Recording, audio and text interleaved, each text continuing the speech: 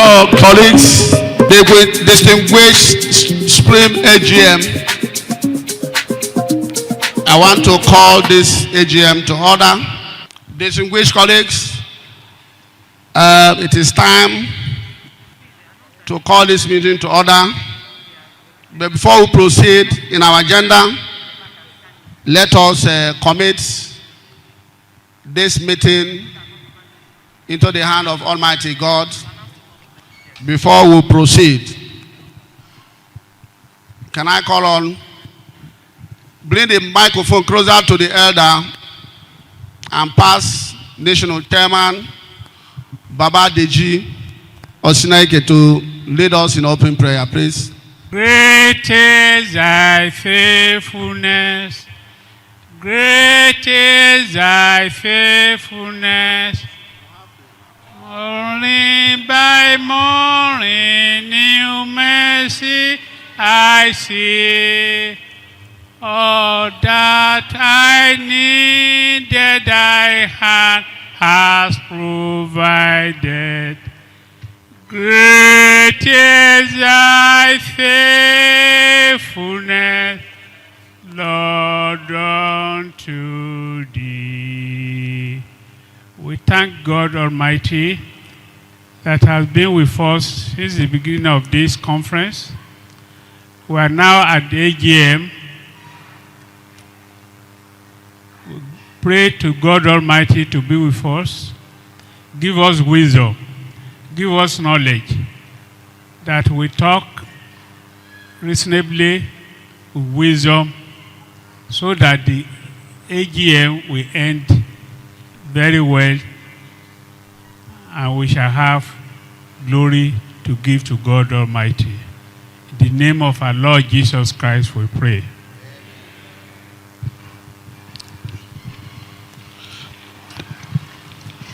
Thank you very much. Before also we proceed with the presenting the agenda before the House for adoption and proceeding for the meeting, we are aware and we have an information that we lost one of our senior colleague in the pharmacy profession, though he's not a member of a community pharmacist, but he's a pharmacist and a member of the Pharmaceutical Society of Nigeria. The late Baba Ifeanyi Ateyi. Please encourage the government of this neck for us to observe a minute silence for this all. Can we stand up, please?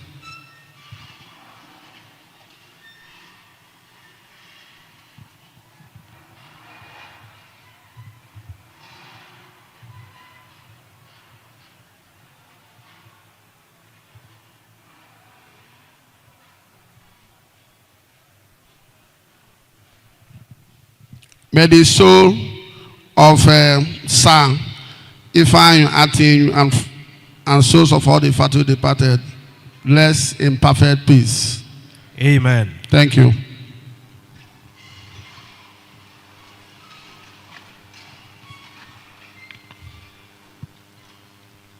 Then before us as at the general attendance, opening prayer, roll call of states, leading amendments and adoption of the agenda of the last AGM, National Chairman's remark, leading an amendment and adoption of minutes of the last AGM, matters arising from the minutes of the last AGM, National Officers' Reports, adoption of the Officers' Reports, discussion of Officers' Reports, motion and resolution, constitutional amendments, correspondences, ACPN 44th Annual International Conference. Please permit me to cancel that number 15. It's not supposed to be there, please. Apologies. Then AOB, inauguration of electoral committee. Then dissolution of the ESCO, election, adjournment, and closing. So this is what we have to treat to today's meeting.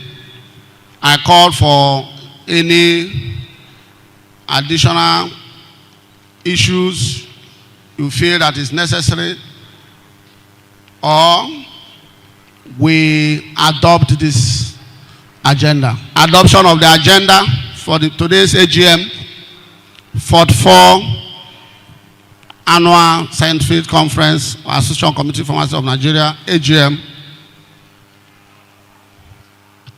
Adoption of the agenda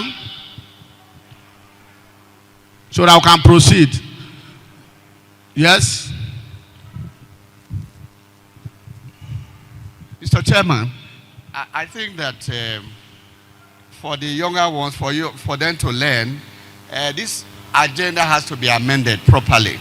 Okay. After the opening prayers, you do amendment or acceptance of the agenda, motion for the agenda to be accepted, first of all, after the opening prayers. Then we can then ask people to add or subtract before it's adopted, and then we can then move on. Thank you. Sorry, I didn't get you, sir. After attendance and opening prayer, prayer number 1. Number 2 should be acceptance. That is the agenda, adoption of the agenda. Yes. Should be number 2. After that, you can then go into roll call and others will then follow. Okay. And during that acceptance of the agenda, anything can be added or subtracted, and then we'll move on. Thank you. Thank you very much, sir. That's changing that number 4 should come up here. Acceptance of agenda. Okay, any other observation? We've made their correction. The chairman, ESCO and Supreme AGM, in line with the observation of one of our living ancestors, therefore, I'd like to move that the agenda as presented be adopted for consideration. Thank you very much. Seconder. My name is Pharmacist Ikebudu Ifeanyi. I practice in the FCT. Thank you very much. Seconder. Pharmacist Ben Ezechukwu, a fellow of Pharmaceutical Society of Nigeria. Thank you. I've seconded the agenda. Thank you very much. We have accepted the agenda. We have adopted it. Then local of states. Secretary, we have our projected local of states. Do we need to call it? Okay. We need to call it. Secretary, please, can you do?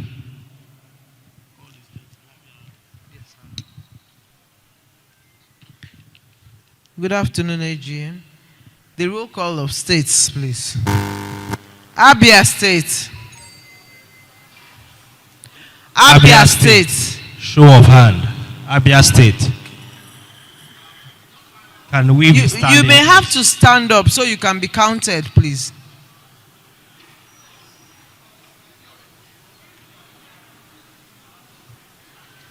One, 2, 3, 4, 5, 6, 7, 8, 9. Okay. Thank you. Adamawa State.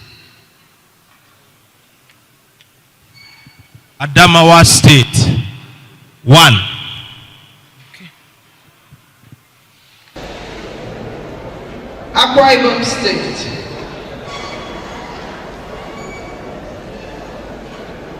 1, 2, 3, 4, 5, 6, 7, 8, 9, 10, 11, 12, 13 for Akwa Ibom.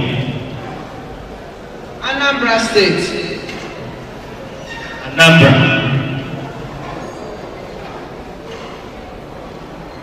Starting from the back, 1, 2, 3, 4, 5, 6, 7, 8, 9, 10, 11, 12, 13, 14, 15, 16, 17, 18, 19, 20, 21, 22, 23, 24, 25, 26, 27, 28, 29, 30, 31, 32, 33, 34, 35, 36, 37, 38. 39, 40, 41, 42, 43, 44, 45, 46, 47. And I'm 47. Bauchi State. Bauchi State. Bauchi 1, 2. Bayelsa State. Bayelsa 1, 2, 3, 4, 5, 6, 7, 8. Bayelsa. Benue State. Benue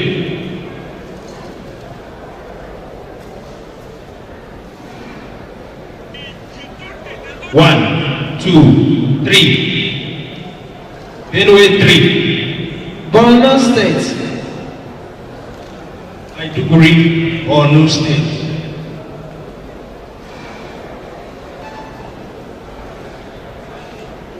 Neil. Cross River. Cross River. Please be standing. 1, 2, 3, 4, 5, 6. Delta. Delta State.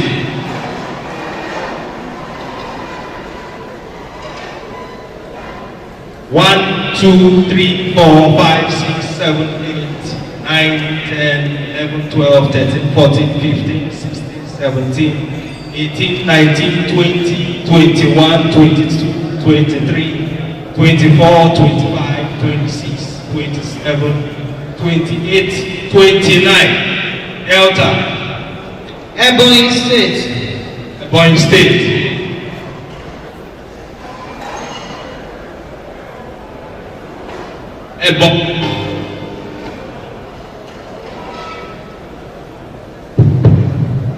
Ebonyi State, please.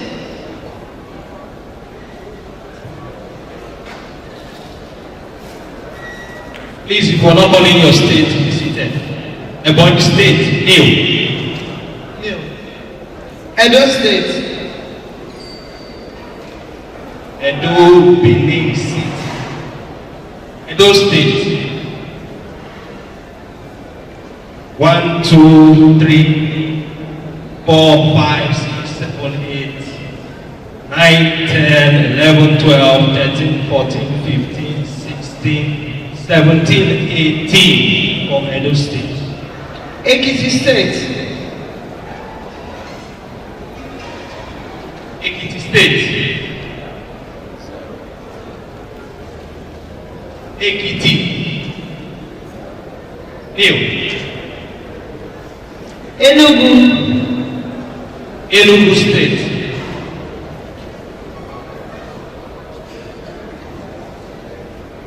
One, two, three, 4, 5, 6, 7, 8, 9. Enugu 9. Gombe. Gombe State.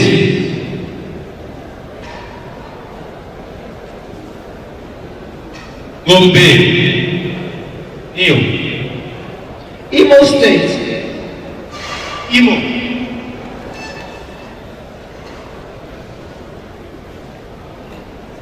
Imo. 1, 2, 3, 4, 5, 6, 7, 8, 9, 10, 11, 12, 13, 14. Imo State 14. Jigawa. Jigawa.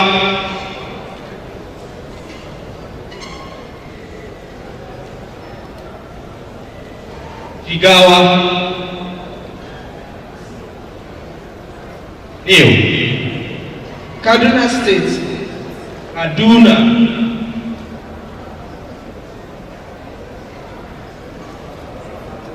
Kaduna State.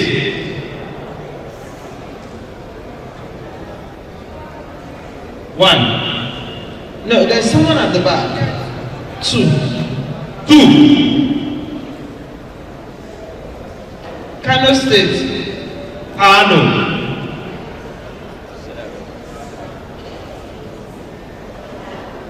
Kano State. Kano State, 1. Katsina. Katsina. Katsina State. Katsina New. Kebbi. Kebbi. Berlin Kebbi. New. Kogi. Kogi. 1, 2, 3, 3. Kwara. Kwara.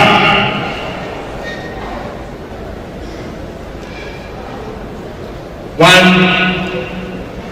2, Kwara. 3, 4, 5, 6, 7, 8, 9, 10. Kwara. 10. Lagos State. Lagos. Lagos. 1, 2, 3, 4, 5, 6, 7, 8, 9, 10, 11, 12, 13, 14, 15, 16, 17, 18, 19, 20, 21, 22, 23, 24, 25, 26, 27, 28, 29, 30, 31, 32, 33, 34, 35, 36, 37, 38, 39, 40, 41, 42, 43, 45. Lagos 45. Nasarawa. Nasarawa.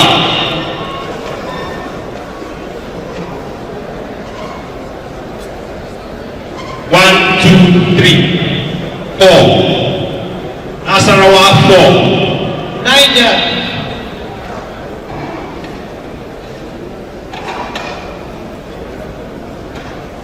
Niger State. 1, 2, 3, 4. Niger 4. Ogun State.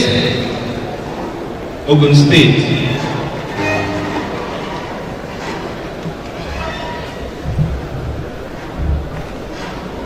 Ogun State. 1, 2, 3, 4, 5, 6, 7, 8, 9, 10, 11, 12, 13, 14, 15, 16, 17, 18, 19. Ogun. Ondo State. Ondo State. 1, 2, 3, 4, 5. Osun State. Osun State. Osun State. The state of Osun. The state of Osun. 1, 2, 3, 4, 5, 6, 7, 7. Oyo State. Oyo State.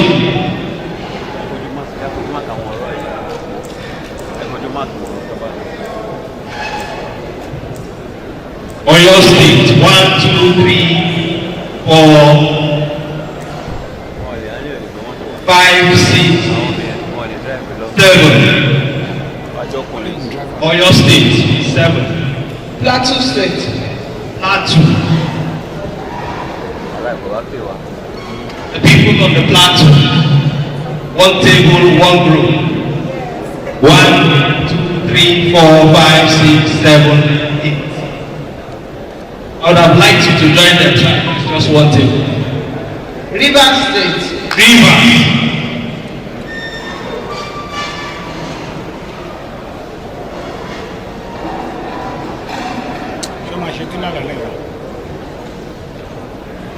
Yes.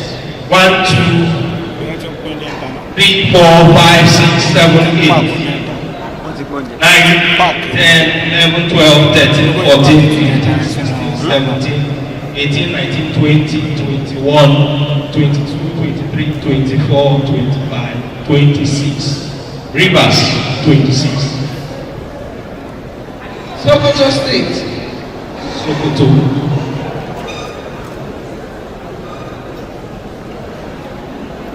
Sokoto. If I see someone from Sokoto, I'll pay your transport back.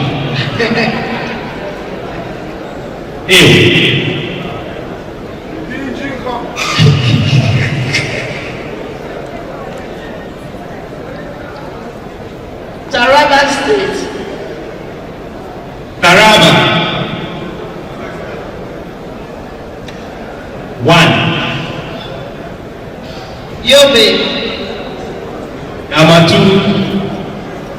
Yobe.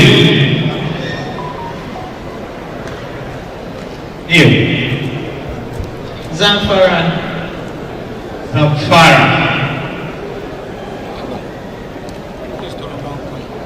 Zamfara.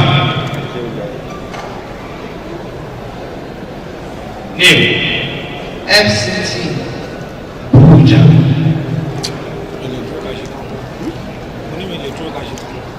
FCT. FCT. 1, 2, 3, 4, 5, 6, 7, 8, 9, 10, 11, 12, 10, 14. FCT. 14. Okay. Thank you very much. I think we are done. We have a good number, and we have 27 states on attendance.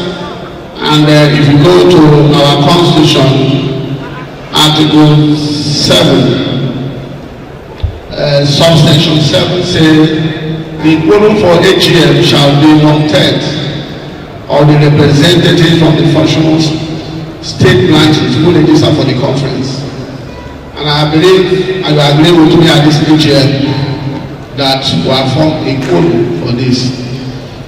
Thank you very much as we proceed. The next in the agenda is Chairman's remarks. Colleagues, distinguished Spring AGM,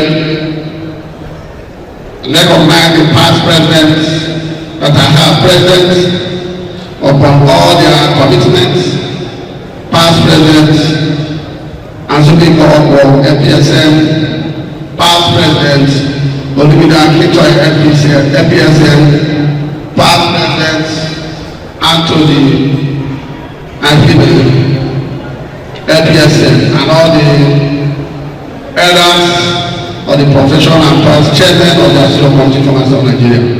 Colleagues, I thank God today for making it a reality and granting us all of us journey messages from different states to attend this Ifadigo 2025.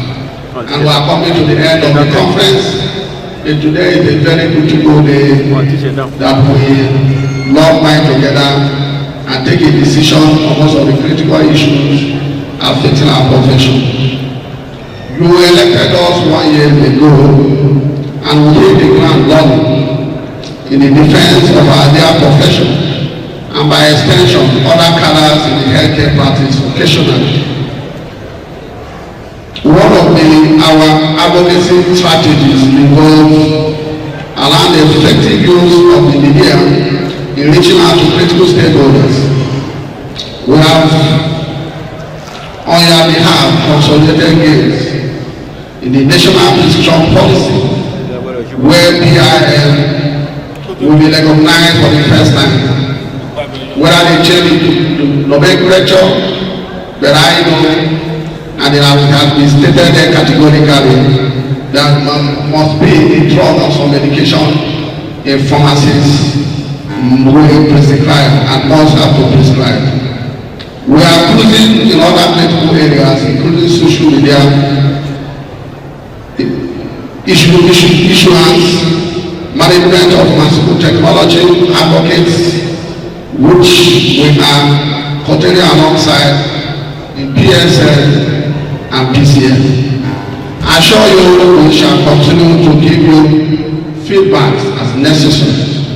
One of the area of challenge revolving around this disciplinary conduct, which we shall include constitutional imperative to address with this approval, we address this with the approval today. And we are consolidated and our committee on litigation are working on harmonization of our bylaws so that it be in line with our ACPN constitution, which are the PSL constitution, so that we will reduce conflicts and maintain integrity in organized professional. I want to thank you for your support and prayers on behalf of NESCO and NEC as I welcome you to this AGM. God bless ACPN and God bless PSL. Thank you.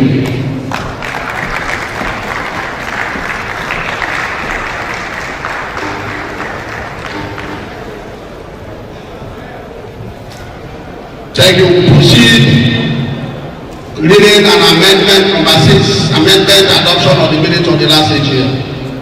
I call upon the National Secretary for that exercise, please.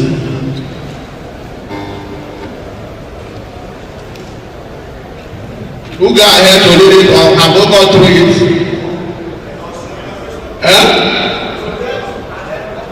Because of time, I will proceed.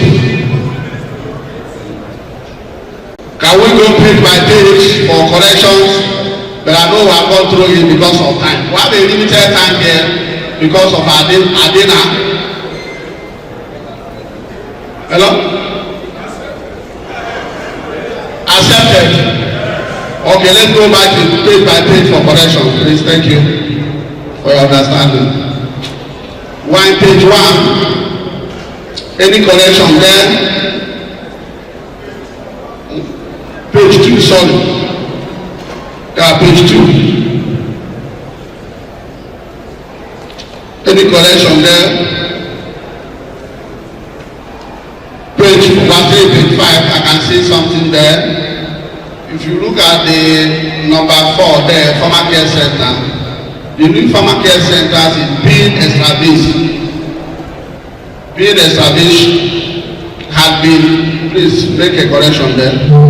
Being established in underserved areas. The initiative aims to improve access to affordable medicines and health information. Then that notable centers.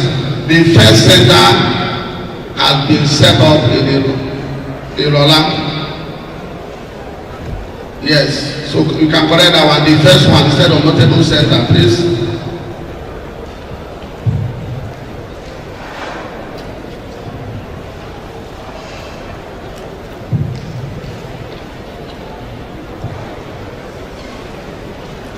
Page 6. Page 6, yes.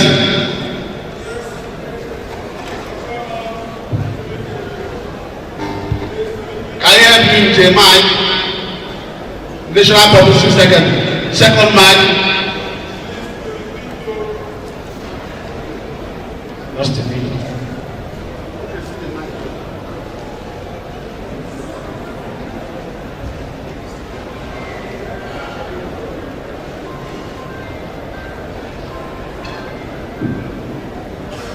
Mr. Chairman, Spring AGM.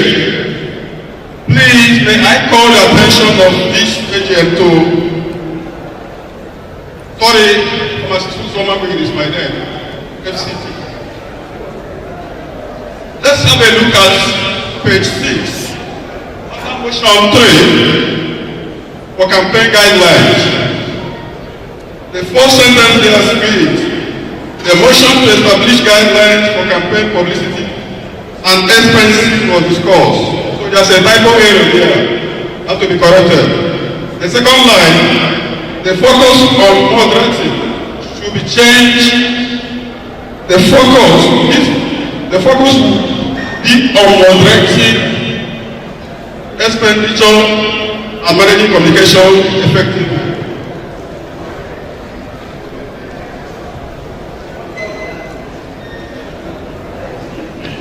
Is it will be? Should be. Will be, okay. Corrected. Next, page 7. Thank you. Can I, the National Publicity Secretary, please? Okay, either you hold the mic or you can drop the mic in front of where the media person is. Any person that wants something can come up, pick it and say something. If I'm not going to do. Next, page 7. Any correction with page 7? Page 8.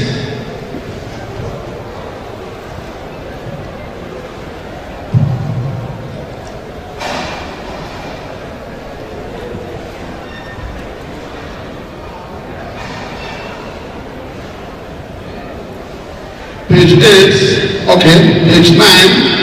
Page 8. Okay. Page 8. Well, 8, sir, you can modify FCT 14.7,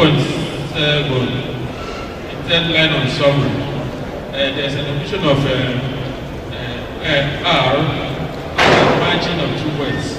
That should be fee for service. where? On 14.7. 14.7 third line, it should be specifying fee for service. So the FOR should be spaced from service. Okay. Fee for service, okay.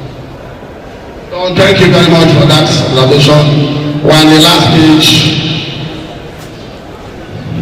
Page 9.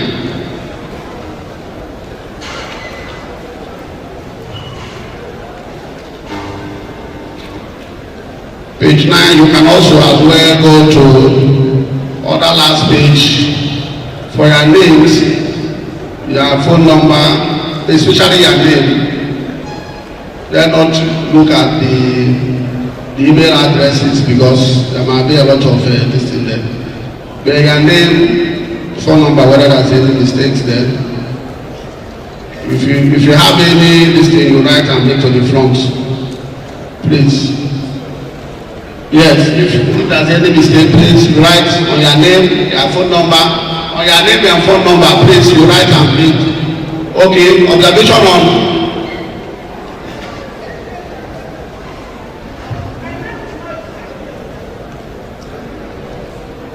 Did not appear at all. Yes, of course. Write it, bring to the front.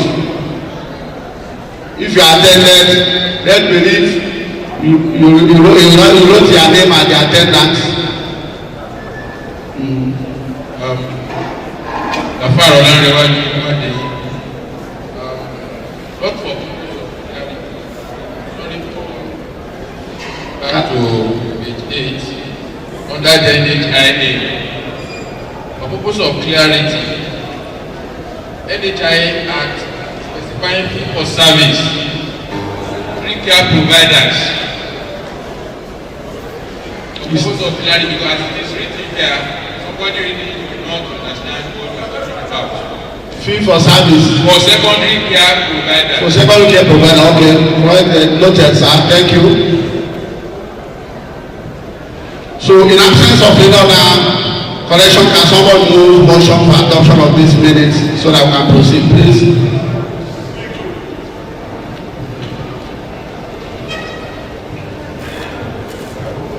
For motion for adoption, observation or motion for adoption. Motion, okay, give me mic. Mr. Chairman, Spring AGM, from Assistant Government from FCT. Perhaps we have taken time to go through the minutes and successfully effected the necessary corrections and amendments. I, Pharmacist Uzoma Obiwale Alfred from FCT, move for this adoption. Before I move, Mr. Chairman, thank you. Thank you very much. The second name of the second is okay. National Chairman, Supreme AGM, having duly corrected this particular means, I, Dr. Aji Roman Felix, Imo State, second the motion for the adoption of this minutes. Thank you very much. Thank you very much. Let us proceed with matters arising from the minutes of the last AGM.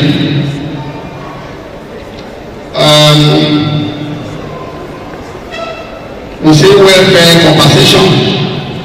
I believe that the welfare committee would have presented a report today, but they couldn't. But the chairman of the welfare committee is here. It's a standing committee. And what we have done in that regard for the last 1 year, that we have created a welfare fund separately from the ACPN, managed by the committee and the national chairman as a separate account. And what after the end of the capitation dues, a certain amount, as we normally do, have been collected and put down to that account. It's a separate account that the secretary is the secretary to those accounts are the chairman of the welfare committee, the national chairman, and the secretary. That way, at the school level, cannot operate that account alone without the committee. And they have had several meetings and strategized on how the welfare package we are going to be doing for our members. Different categories, either in the critical illnesses or loss of our members or whatever. So they have the agenda, they have a blueprint of that, which have been approved by the committee of ESCO and NEC. So I believe that's what I've done in that regard. Training will continue to train our members as the committees presented a lot of reports, especially the research and development committee and the IT focal person for digitalization and all that. The training continue, and our national coordinator in training of universal health curriculum. I believe they have done so well for this year and this conference. We started this training in different categories. At last conference in Ibadan we did, and we feel that if we continue to use only ACPN conference for this training, we will not be able to meet up our targets. And that was why we did it at the UO conference. Those people that attended UO conference, bear us witness, and those students that don't tune in on that, so that they can do UTC 1, 2, 3, 4, and we continue in that regard. And today we have done in this conference. We're also planning that are going to do it at Kano conference in PSN. So by the time we go for the next year conference, they will have completed and become a resource person. Instead of us getting people to do this training, it will be a member, they will begin to do it and take it down to the states. That is what we've done. I will continue to do that. Community pharmacy, pharmacy center, yes. In pharmacy center, which we started last year, I'm honored and privileged today to announce before the AGM that we have completed the second edition of Market Center. I don't know, had it been Africa? If you can project the pharmacare building for all of us to see, for those that were not attendant, the Honorable Executive Governor of Anambra State sent the Commissioner for Health to commission and launch and unveil that pharmacare center. And the community were very happy on that, and played a lot of social activity, displayed a lot of cultural dance, showing happiness and joy on that regard.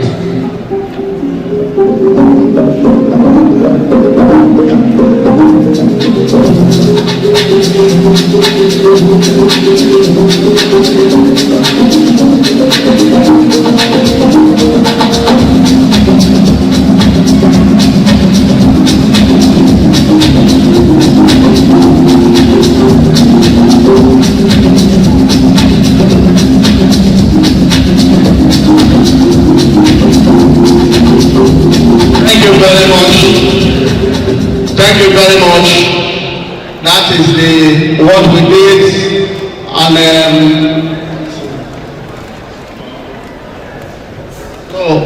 on 22nd Tuesday, the arrival before the walk. Can we clap for ourselves? I believe we did well in this regard. This is our second edition, and I believe today we are going to inaugurate a board member at this AGM that will design the model and how we are going to run this formal care center. Our interest is a community pharmacy expansion stream. We want to create a part in rural areas so that the federal government and the people will see the impact of community pharmacy nationwide. And I believe as we are 44 this year, by the time we get another 44 years, making it 8 years, we should be able to have another 44 pharmacy center nationwide. So having for six, I believe it is going to be a very good impact for the people. And we talk, when we say we are contributing to primary care delivery system in Nigeria, nobody will doubt us because we show an evidence of what we have done. So clap for ourselves for this initiative and what we have completed. Thank you.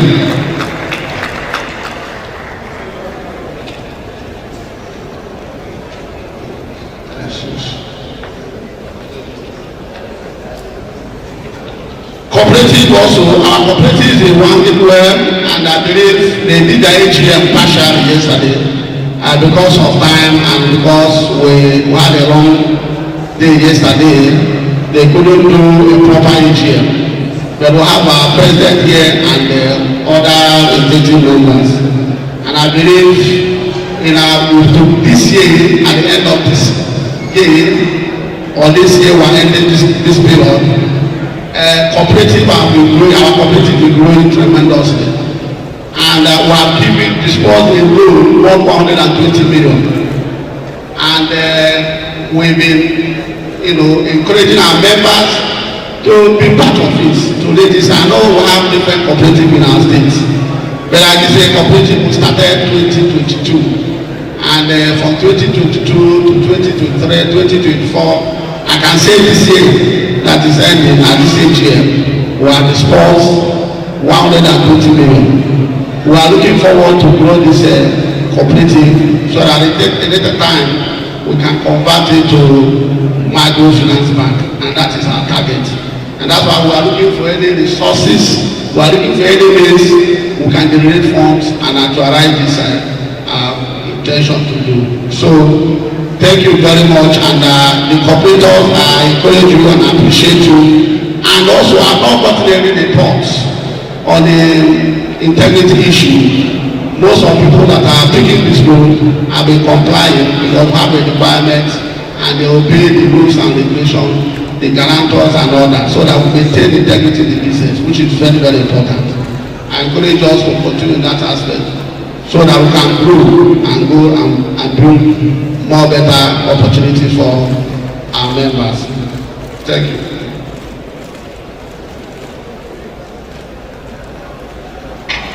The partnership we have with other financial institutions will continue with them till it is there.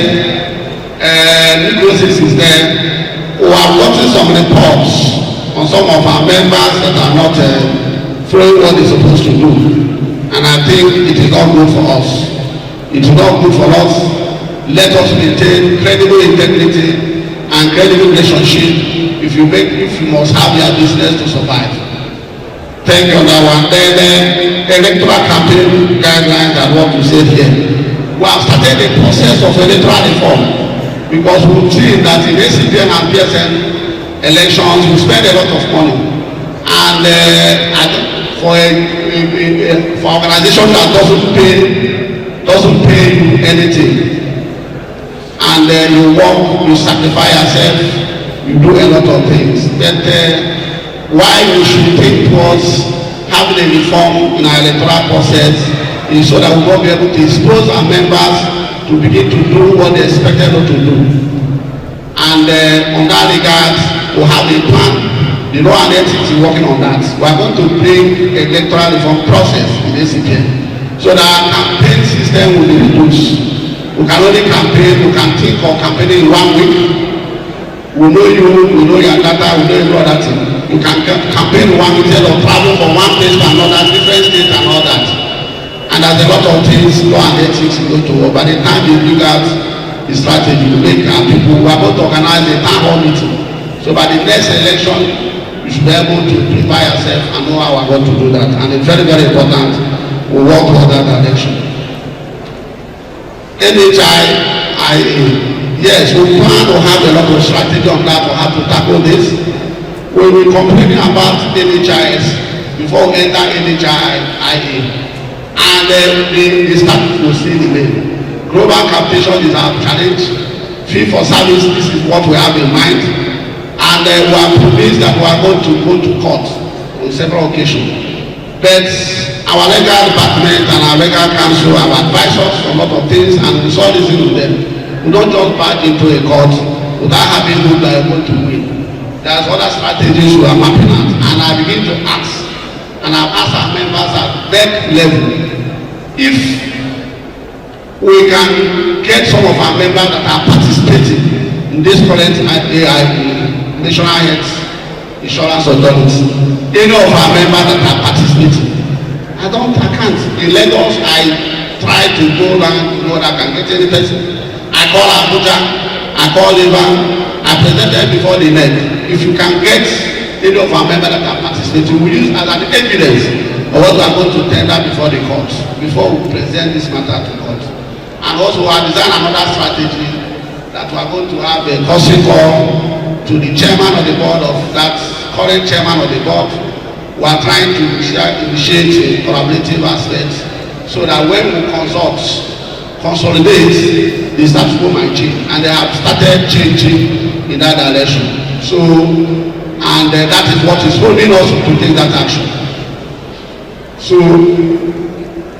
I want to also ask here, publicly at this AGM, is there any person participating in that NHIA as I speak? Is there any of us in any state that are participating? Or we don't know about it?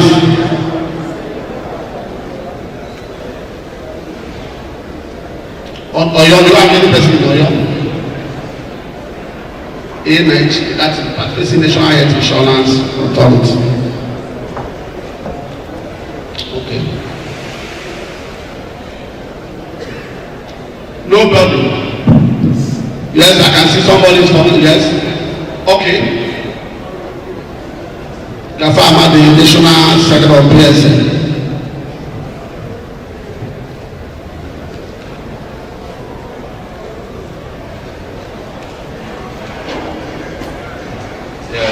Thank you, Chairman.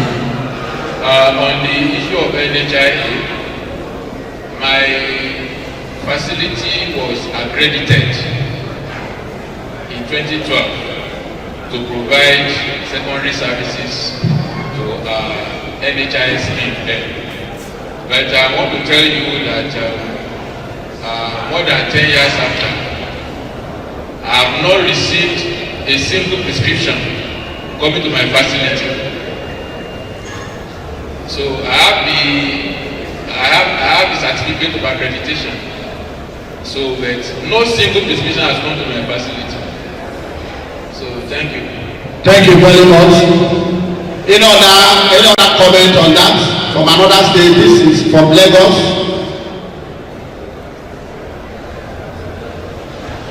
Because the comment he made is why a lot of people disengage in a role. Chairman and the House, my name is Pharmacist Ngozi. I was part of those that started the NHIS in Benue State. I was accredited in 2005 and again 2018. Yes, you have to be accredited. But the same thing that is playing in Lagos is also playing in Benue State. I don't have prescriptions coming. At the beginning they were coming. Then before you can now access your funds, it takes a lot of time before the doctors pay. So after a while they stopped coming.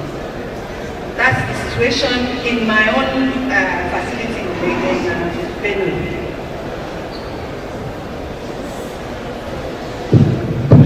Mr. Chairman of the House, I also registered and accredited with NHIS. When initially General Hospital to go, they used to send down some prescription. So eventually at a stage we fell out. When we supply, they will not pay us. So, but currently, they converted it to teaching hospital.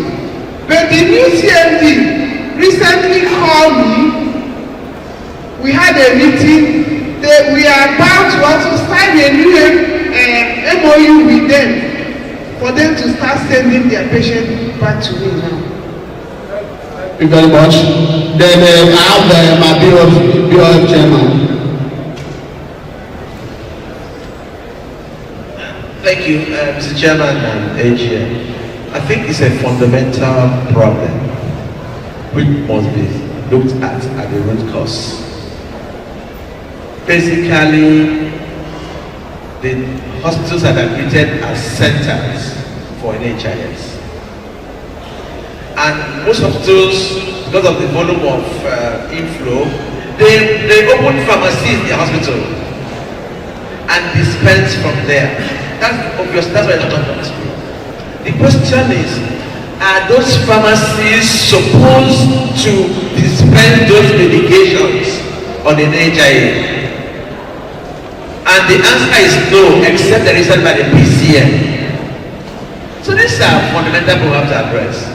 I registered just about 2018, recertified, whatever they call it, but nothing is happening on the show. I mean, on the show, nothing happening there. And across all my pharmacies, nothing is happening there. As long as it is the hands of the medics, they run NHIA, they accredit their members, and the members go to buy drugs and dispense the hospitals, and we're left aside. So it's fundamental, we must address the root cause. That is my opinion about it. It's not for us to take this advocacy beyond rhetorics. That's what I think. Thank you very much. Yes, I will give it to Vice President. Yeah. Mr. Chairman and Supreme AG, I think so that we don't waste too much time on this subject matter. I think what you need to do, fortunately I think 2-3 people have given you information on how they were accredited to render services. Some of them have not received prescriptions. In some other instances, it comes in tatters, in places. So what we should do is you should try to generate data. I think Gafar gave information and some 2 other people. Why not encourage your national vice chairman, for instance, to go around? Anybody who has information who can help us generate data should please raise his or her hand, take their details, and then follow up with so that they can send you the appropriate documents, so that you generate the data that you need to send to your legal team in anticipation that you can challenge this matter like we should have done so many years ago. Thank you. Thank you very much. And we follow that process. It will also help. Yes, before President Anthony Arime, but I want to make a statement as we generate data fine. And I also want the 3 persons that have mentioned their name that have been part of the system. I know NHI, they do one every year. I wouldn't mind an ACPN Legislative Council who approve and help you to renew. You renew the process so that your place can be accredited, and from there we can use it as a sample, and other data we are going to generate and move forward for our advocacy. Please. Mr. Chairman and AGM, I think as a fallout of yesterday's town hall meeting, we need to go back to the registry, the Pharmacists Council of Nigeria, to assist us in making our point. Why you generate the data? What happens with the data? And I was fortunate to have represented the profession in virtually all the committees of NHS at the formative stage. That prescription you see, those of you that work with us who have seen that prescription, my subcommittee designed that prescription in such a way that had the name of the pharmacy, PCN number, the doctor's number, NPCN number, and how many drugs were dispensed or left out, and it was adopted. But we went on break. The medic just went back and inserted in-house pharmacy in the hospital. So if PCN can help us accredit those in-house pharmacy, then the problem is solved. But not using nurses to dispense and you tell us it's in-house pharmacy. So PCN needs to help us. While you generate data, take the document back to PCN, they go back and follow PCN to the correct chairman to showcase. We are not adverse to dispensing in the hospital if they are accredited by PCN and our colleagues are in charge. This is the point I want to make. Thank you very much. I think PCN have to help us in that regard. We send a delegation to PCN on that matter. You want to say something? My PC want to do a contribution. Thank you so much for all the contributions. I want to say that in the past few years I've been close to NHIA and I know what they think and how they feel. So there are two things on my mind. First is what past President Aime spoke about. Very strong advocacy to PCN because PCN has no matter in this regard at all. And it is criminal that drugs should be dispensed where there are no pharmacists. And they allow it. So one strategy is advocacy to PCN to draw up a protocol of dispensing medications under NHIA and write a powerful letter to NHIA. That can bring them closer to what we want them to do. The second one is that we have members there, our relatives who are under the National Health Insurance System. If you have relatives who are members of the National Health Insurance System, they are under coverage. Please let us know. And so that we can move closer to those who are under the cover, the enrollees themselves. And then know how drugs is being dispensed to them from the various hospitals. And that will be a very powerful legacy. And get one or two people whose clinics are being used to dispense medications without prescription. Even the association will have the legal right to record. So those are the things I want to put on board. The foundation is known to all of us. We are called for the review of medicine prices. And at the end of the day, what they were reviewing was just the so-called global capitation, which they have increased like twice within 1 year. And I said, where are the drugs supposed to be? They said it's under it. And even the medics, they are not finding it funny. So probably we also need advocacy to those who have clinics and hospitals. It does not pay them. They pay them 1,400 for both medication and capitation. It doesn't pay them. What we pay them is to separate the money for medicines apart. But NHI is always saying that when they do that, the whole health insurance will collapse. But they don't have an empirical evidence to prove that. So, in conclusion, we need people who are under the coverage, the enrollees themselves, to give us information, and then we need very powerful advocacy to PCN to draw up the protocols for prescription fulfillment under the NHI. So, thank you. Thank you very much. I think we have concluded on this. We continue our advocacy and we need people to generate reports.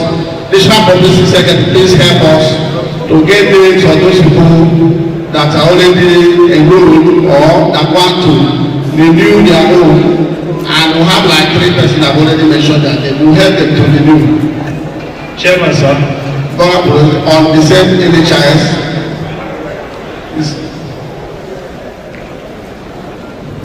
Yeah, good afternoon, Mr. Chairman and AGM. I think it will not be fair if I don't say 1 or 2 things. I'm Viola Polo, the FPSA. I happen to be the Chairman Healthcare Providers Association of Nigeria, Lagos State Branch. And we have this association that we have been working with the medics regarding the medics and other healthcare professionals on the issue of health insurance. And like our IBC said, a lot of things have been done maybe in the last 2 years. We realize that NHIA seems to be a bit quite slow on implementing the NHIA Act of 2022. But yes, it's like they are coming up. But you know, the foundation is not right. What was done some 20 years ago is still what is being done today. You know, they will invite submissions here and there, professionals to submit, to tell them the way we should be going. But at the end of the day, it is still this wrong template that is being used. The template of global capitation, universal capitation. And like we have said, I think we should move a motion here. We need to compel our council to do what is needful. I doubt whether many people will be involved in this new NHIA provision of services, pharmaceutical care, because you have to be reaccredited. If you have not done reaccreditation, which is going to come at a cost of about, I think 60,000 naira, and every 2 years you have to be reaccredited. How many of us are ready, especially with that bitter experience that we had that people are not being given prescription? But I think the lacuna is allowed by our own council. In fact, a number of them have mentioned that, look, it's only your council that can stop us from dispensing from our in-house dispensary, for that matter, not even pharmacy, because they are being manned by either auxiliary nurses or technicians, especially for the private sector. And so what's my advice or counsel? Number one, we have to be ready. When I first started community practice about 22 years ago, you know, it's the state that will write a letter. You just need to bring your letter-headed paper, and then we go ahead and enroll in NHIS as it was there. We still have to go through the same route to make sure that our members are interested, and then they begin to apply.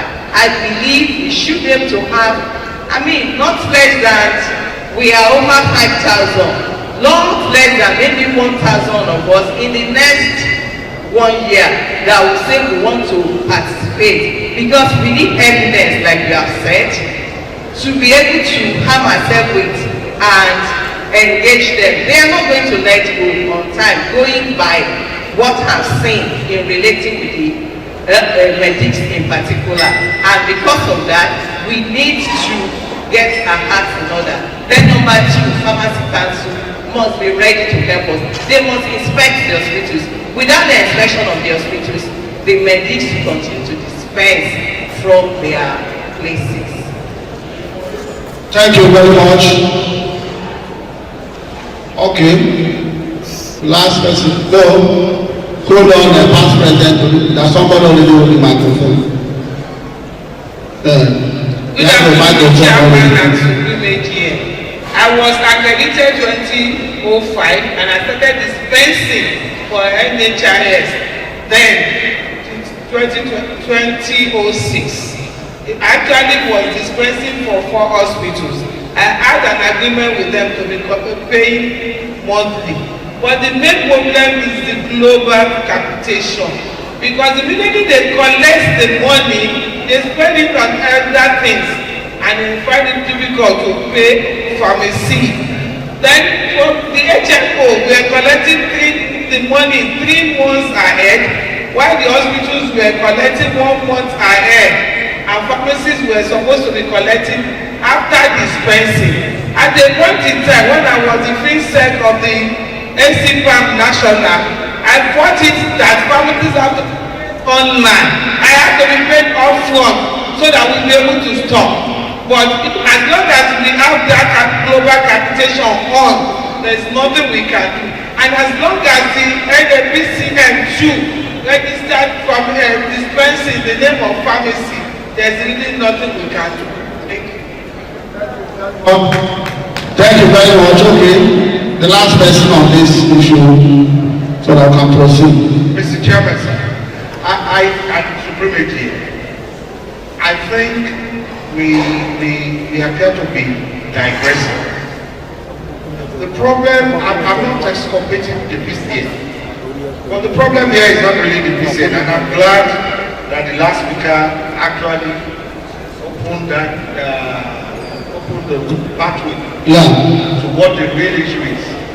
The real issue remains that under the NHIS statutes, there are 4 established payment mechanisms, which you all know: capitation for primary providers, for service, for secondary and tertiary providers, as case payment is per diem. The real problem we have, and I'm not even talking about the broader picture now, I'm talking about community pharmacies. The real problem here is the payment mechanism employed. And I'm glad she hit the nail on the head. Right? Because global capitation is still in place. The implication therefore is that if the AGM obeys these hospital facilities, and that's why PCN will not be able to resolve that problem. Because to start with, these doctors don't even want PCN to come into their facilities. Don't forget that there is a lot of politics of healthcare in this business.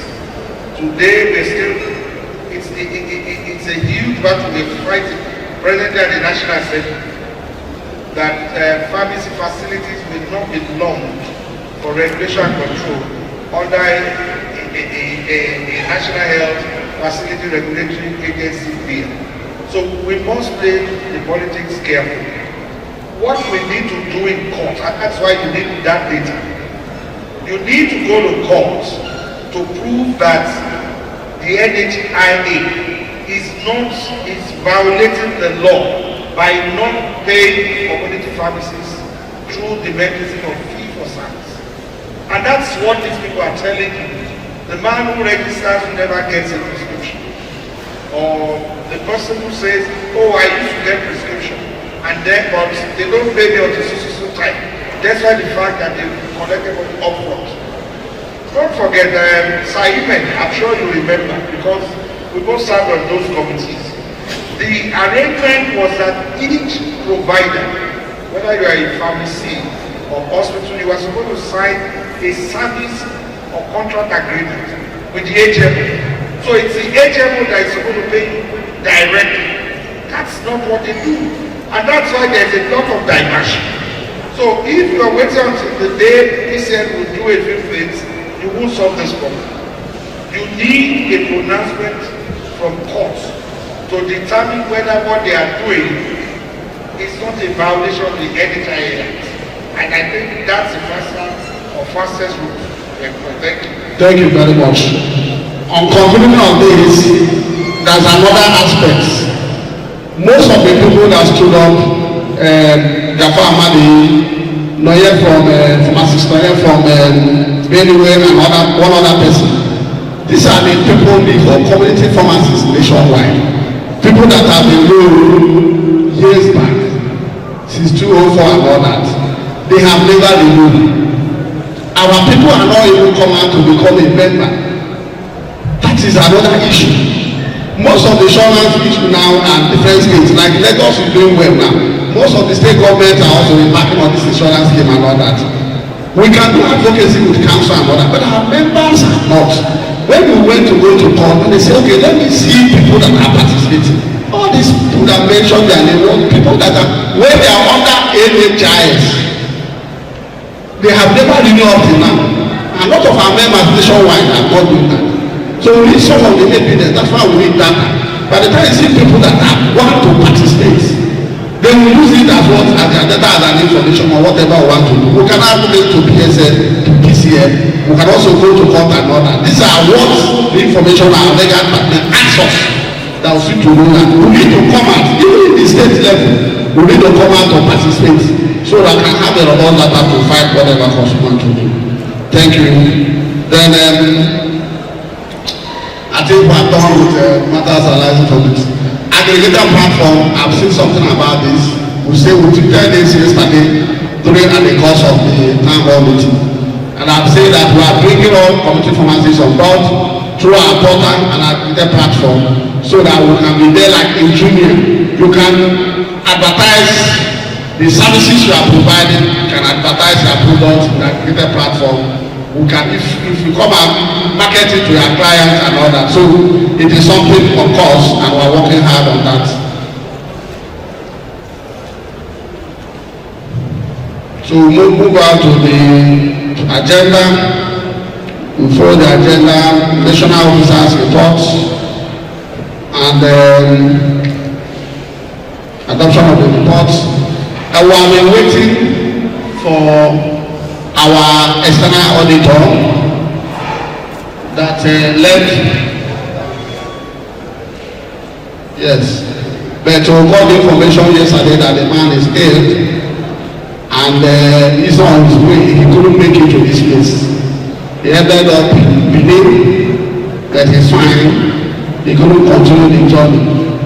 That's the external auditor that we have presented our audit report. I believe we'll have it in our report here, but our internal auditor will do justice to that. That is why we encourage our states schools to put in their officers there in the bylaw. I believe by the time we harmonize the bylaw, the internal auditor will be there. Whenever the external auditor is not there and we prepare a financial report, the internal auditor will do the presentation and will proceed. So I call upon the internal auditor for that, why financial officers should prepare to also give their report. Thank you. Mr. Chairman, sir, as Supreme AGM, let me respectfully submit this. It is certainly not good enough. Yes, health is very good. This presentation of account comes up only once in a year. If the external auditor is here,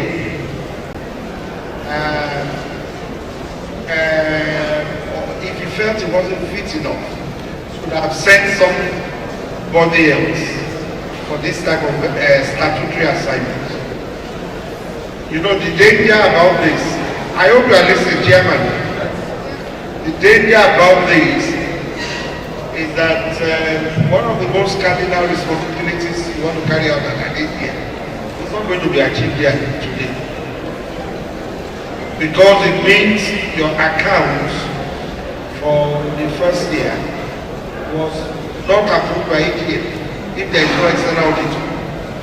So, I think you need, I'm not blaming the man, but I think in future you must ensure, if you observe, in PSF for instance, they insist, the auditor comes a day before AGM. Sorry, my past president. Yeah. He has only started coming. I know. Yesterday to Benin. I know. But he couldn't continue the journey. And the account has been audited with the FIJ. The auditor report is here. It's only the financial. All the audit report is in a financial report. It's just for him to stand before us and affirm it and learn what you have done. Exactly what I So that's the only challenge we are having. And we got this information today. The hotel has been booked. We paid for yesterday and today. You know I'm not the one who will make this difficult for you. But I'm saying let's do these things properly. It is only an external auditor who can stand before AGM and tell you, oh, I have gone through this account, they have done it, internal controls are okay, due process was observed, and all that. And that's why I'm saying, in future, please, just insist that you come in, whoever is going to handle this must come in a day before AGM. Yeah, thank you, noted. Thank you very much, and that's how we have been doing that, sir.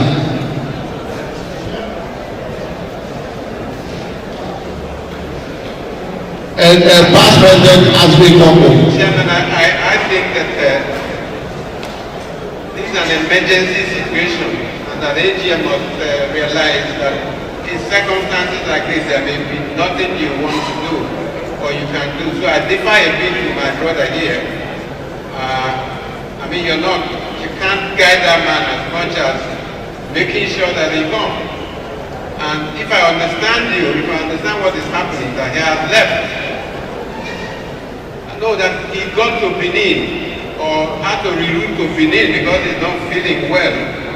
So I think that there should be a way for AGM to accept this document, and then maybe through a Zoom meeting or something, you can get it approved when you get the auditor to appear in a Zoom meeting with abridged AGM to get it approved. So thank you very much. Thank you very much. Next meeting. Next meeting. Yes, get him to appear and speak to here. Thank you very much.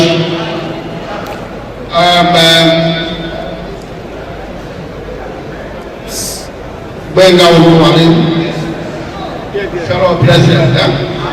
Okay. Sorry, I can say past president too. Hold on. Chairman and AGM. The matter we're discussing is very sensitive.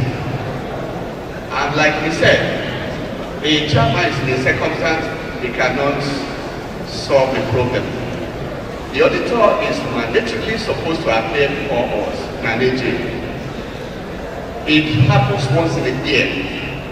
And like my two past presidents have spoken, we will find a way to solve the problem. But a motion must be moved here that AGM is authorizing that the auditor must appear before NEC in their next meeting and then circulate that report, financial report to all of us. This is the only way to go, I think, so that we don't truncate the activities of today. Thank you. Thank you very much.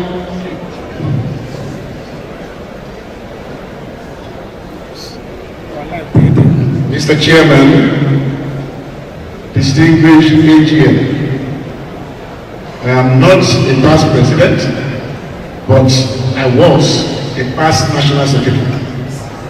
And the truth of the matter is, this is annual general meeting. If there is a problem along the way, with the help of technology, he has written his report. He could have gotten somebody in his office or himself is fit enough to stand and do a virtual report for us. But then I will concur with the last speaker, past president Tony Aino, that we can find a way around so that the AGM can move on. But let it be known that such should never again happen.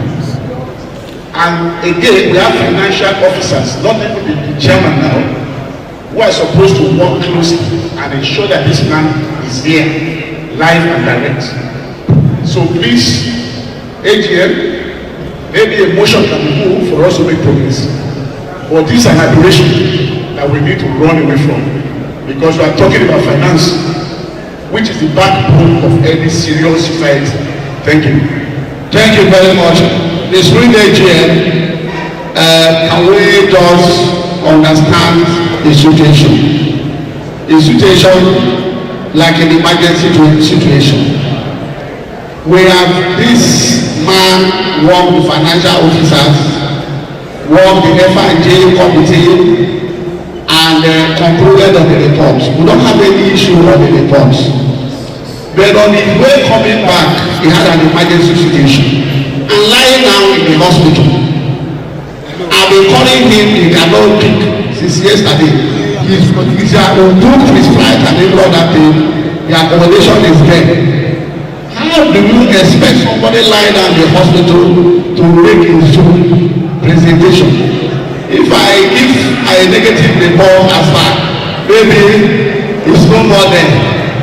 We will not be saying what we are saying now. But I'm trying to say, let us agree at the end of the day, way forward on where we can present, where he can come to present this report. Not that the man has not started coming. It is a report that has been concluded. So emergency is always emergency. So we cannot choose nature on that legal. Okay, can you have what suggestion to move forward? Chairman.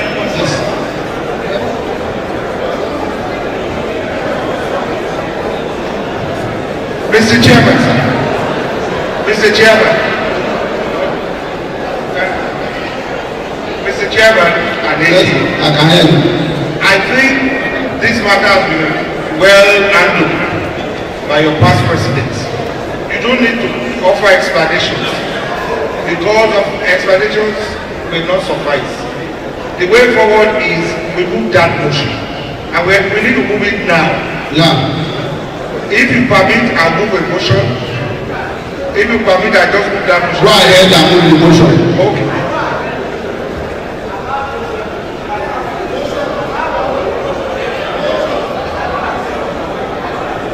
Okay, motion. Ajero, yes, I can see Dr. Ajero is there. Chairman, Supreme AGM, I remain Dr. Ajero Felix from Far East Imo. Mr. Chairman and Supreme AGM, I wish to most respectfully, in the face of this aberration and condition, and considering what has been pleaded on the floor of this House, urge Supreme AGM to allow in this motion that the financial statement be presented before or during the next meeting. I so move. Thank you. Thank you very much. Second down.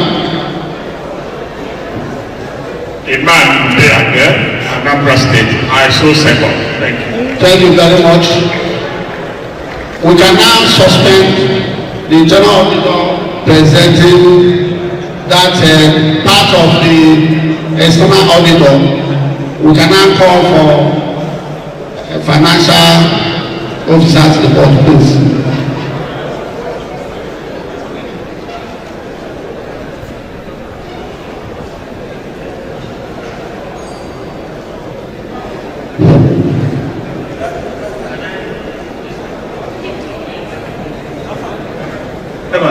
Chairman, National Chairman, sir.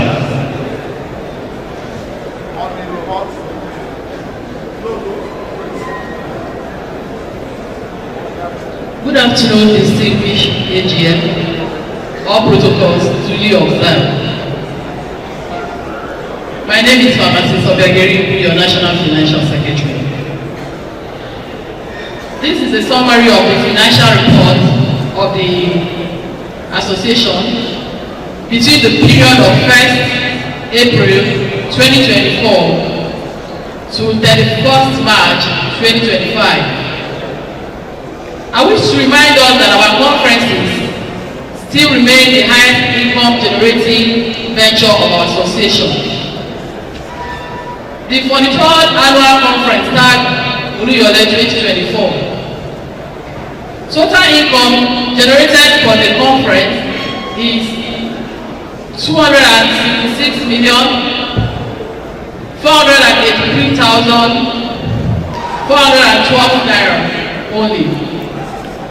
Only as against 164,460,746 naira realized from 2023 conference, that Big Heart 2023. This represents 38% increase in the income generation. This increment will be attached to improvement in the drive of funds and increased company participation during that conference since it was an election year. There was an increased asset of 46,035,402 in fixed assets acquisition during the year under review. The expenditure for the financial year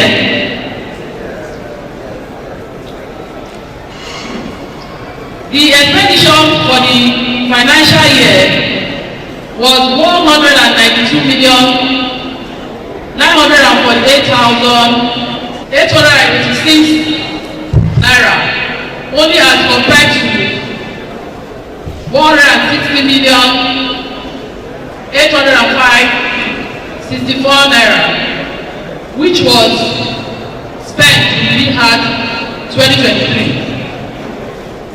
Also, trainings that will help improve the practice of community pharmacy, such as vaccination, POCT, SUD, universal treatment in curriculum were carried out.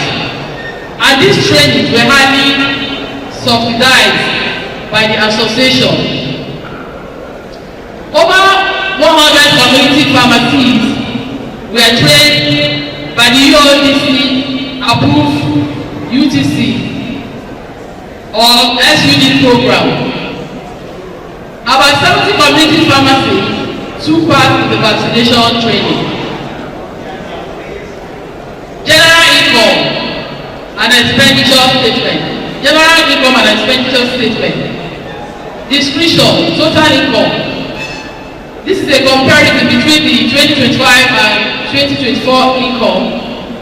We had 266 million 483 412 naira as against 164 461 746 naira. So the variance was 102 million 21,666 naira. We had an increase of 38% variance. The total expenditure we had in 2025 192 million 948,886 naira against 161 million 803,064 naira. The variance was 31 million 145,822 naira. We had a 16% variance. Surplus on income before bank charges. The surplus on income before bank charges was 73 million 534,526 naira as against 2 million 658,682 naira in 2024. The variance was 70 million 835,844 naira, 96% variance. The other income that came to the association was 23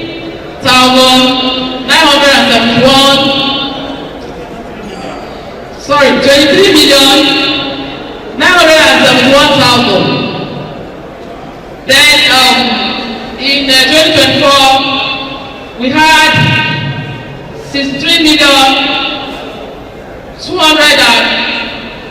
202,200. Then we had a negative variance there.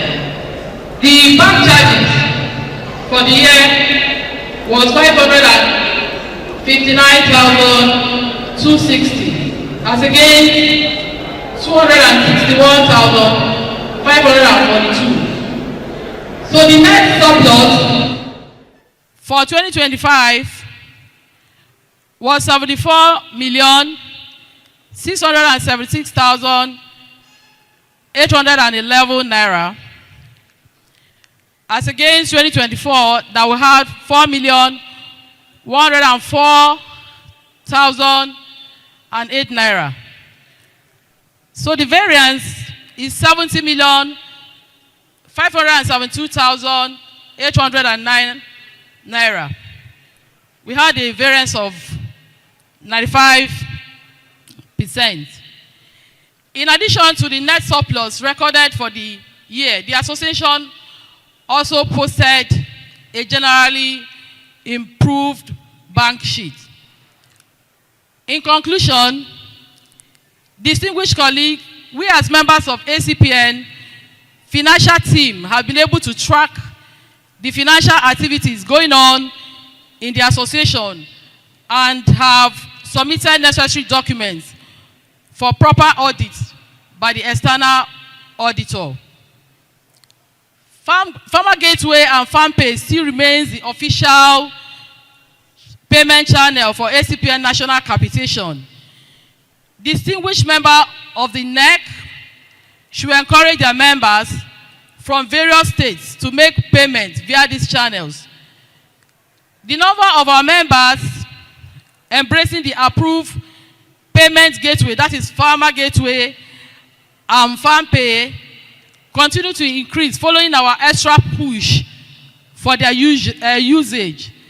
Nevertheless, we are still worried over those still not using it, and we urge states to encourage them to use it.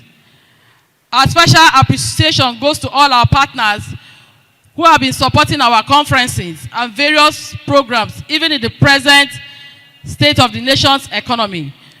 Finally, we cannot overlook the cooperation and overwhelming support from our dear members over the years.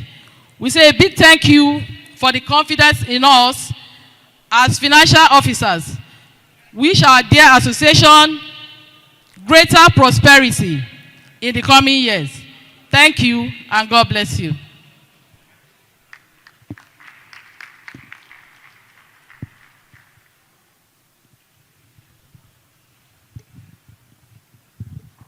Thank you very much, National Financial Secretary. Thank you very much. This next report is National Secretary's report. The report of the National Secretary of the Association of Community Pharmacists of Nigeria for the past year. Welcome. Good afternoon, distinguished colleagues. It is with great pleasure and a deep sense of responsibility that I welcome you all to this year's Annual General Meeting 2025. This gathering marks not only a time to reflect on the milestones we've achieved, but also a critical opportunity to chart our course forward with clarity, unity, and renewed commitment. As the National Secretary, I'm honored to present this report on behalf of the Secretariat and to acknowledge the tremendous work accomplished across our various branches.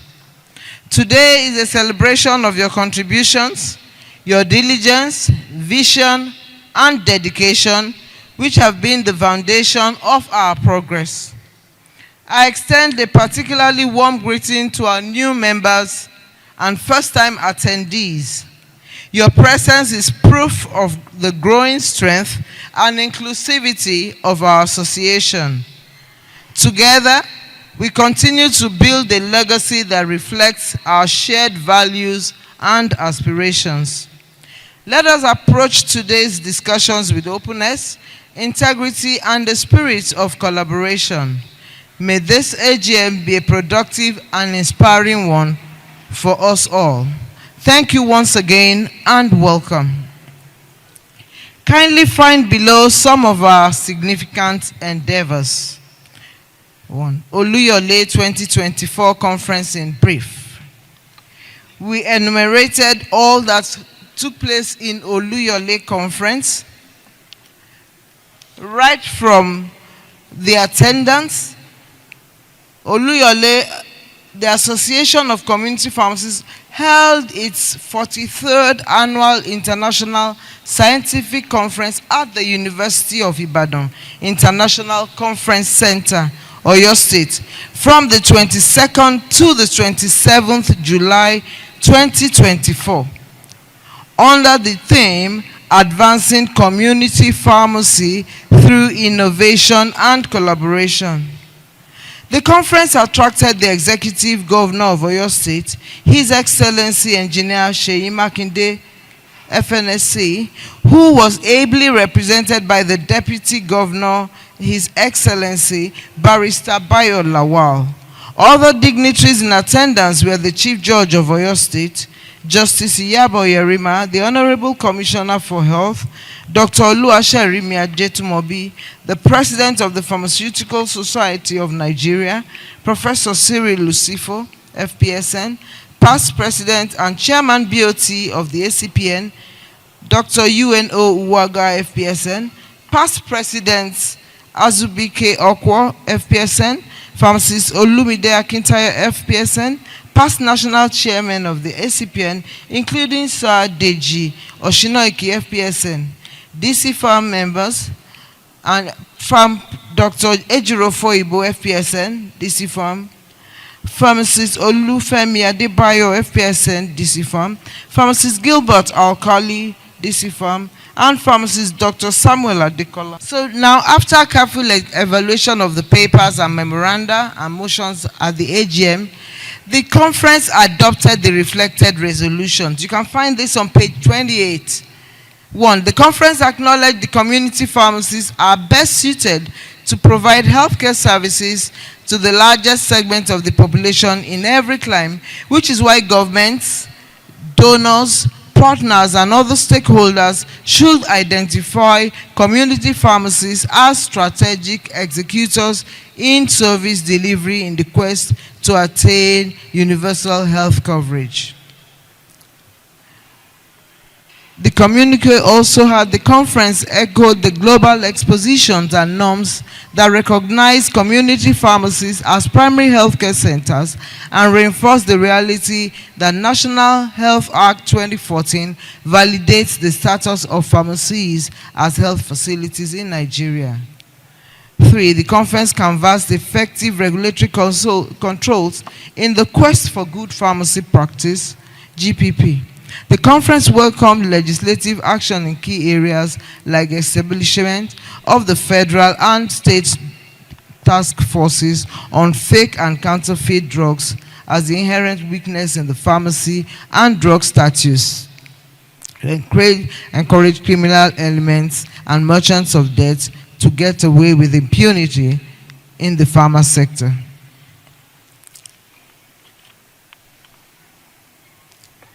The conference directed through its AGM that past chairmen of the ACPN shall no longer be eligible for appointments as CEOs of ACPN subsidiaries because of the propensity to generate entropy between the incumbent chairman and the past chairman. At the end of the conference, the following people were elected into NEC for 2024-25 year. It's listed there on page 29. During the year in focus, the National Executive Committee and National Executive Council meetings were held as scheduled. The attendance at the fiscal NEC meetings of representatives of the functional states is captured. That is on page 30. Now on page 31, we have National Working Committees is listed there and their chairmen. We have the ACPN properties, and then we have the ACPN official vehicles, the 2019 model Toyota Fortuna SUV and the 2022 model Toyota Hiace Bus.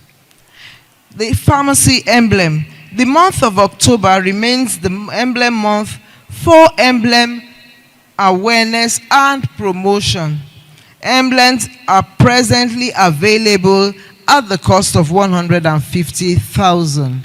We have on page 32 the ACPN Institute, the Community Pharmacist Assessment and Career Progression Institute, CPA-CPI, under the chairmanship of pharmacist Dr. Iyesheun Adeshogun Asieba, FPSL MBA MPH.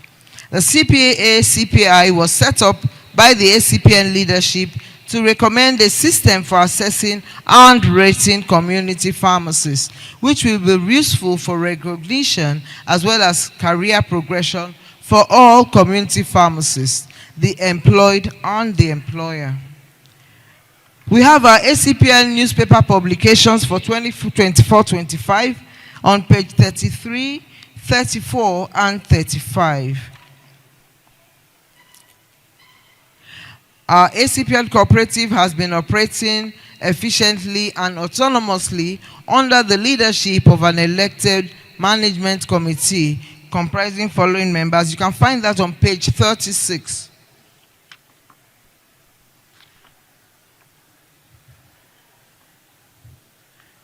On page 39, bereavements. It's with deep sorrow that we report the loss of some of our esteemed members during the year under review. The Association of Community Pharmacists of Nigeria extends its heartfelt condolences to the families, friends, and loved ones of the departed. May their souls find eternal rest, and may their families be granted the strength to bear these irreparable losses. Conclusion. In conclusion, I wish to express my profound appreciation to the ACPN Executive Committee, Executive Council, and to all our esteemed colleagues for their unwavering support, dedication, and professionalism over the past year. Your invaluable contributions have been pivotal in advancing our collective objectives and safeguarding the welfare of our members. Together, we have recorded notable achievements and significant milestones that reflect the strength of our shared vision and commitment. I look forward to building upon these successes as we continue to foster collaborative initiatives for the advancement of our profession and well-being of the communities we serve.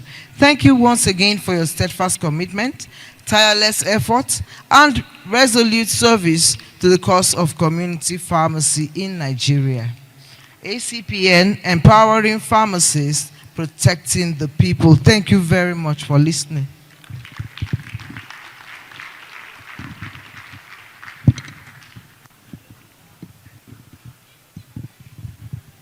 Thank you very much for that wonderful presentation. Supreme AGM, the officers' reports have been done. Can I call for a motion to adopt this report for a discussion, please? Motion adopt the officers' report for discussion before we proceed.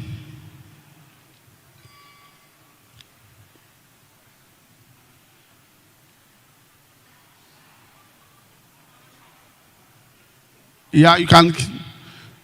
Good is there. Yeah, Mr. Chairman, the Supreme AGM. Please, I have a very brief observation on the National Secretary's report.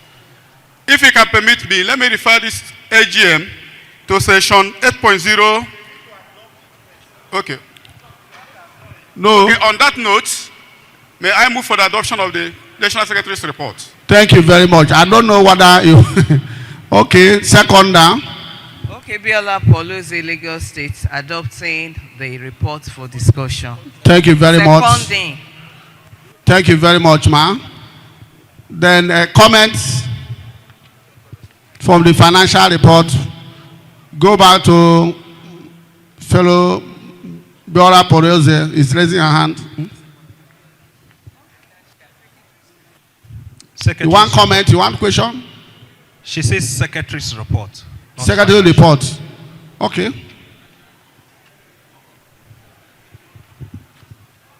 Okay, Mr. Chairman and Supreme AGM, I think maybe Chairman, you be in order. We can do it one at a time, either secretaries first, and then we follow it with financial.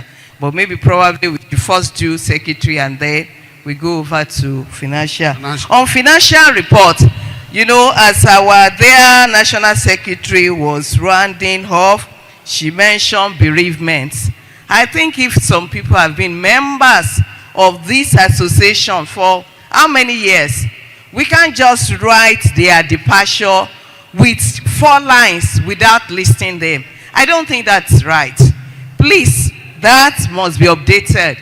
And I'm quite aware that this last 1 year, we lost a number of our honorable members. And so their names must be listed in this report appropriately. So that should be taken care of. Thank you. Thank you very much. But I also want to note that those informations normally come from the Secretary of the State to the National Secretariat so that we can capture the names properly. And if we don't have those informations and the Secretary couldn't get some of them, it might not be captured. But I assure you that subsequent report, we will capture the name as you rightly suggested. Thank you very much. Yes, on the Secretary's report, I can say past President Olumide Akitoya raising hand.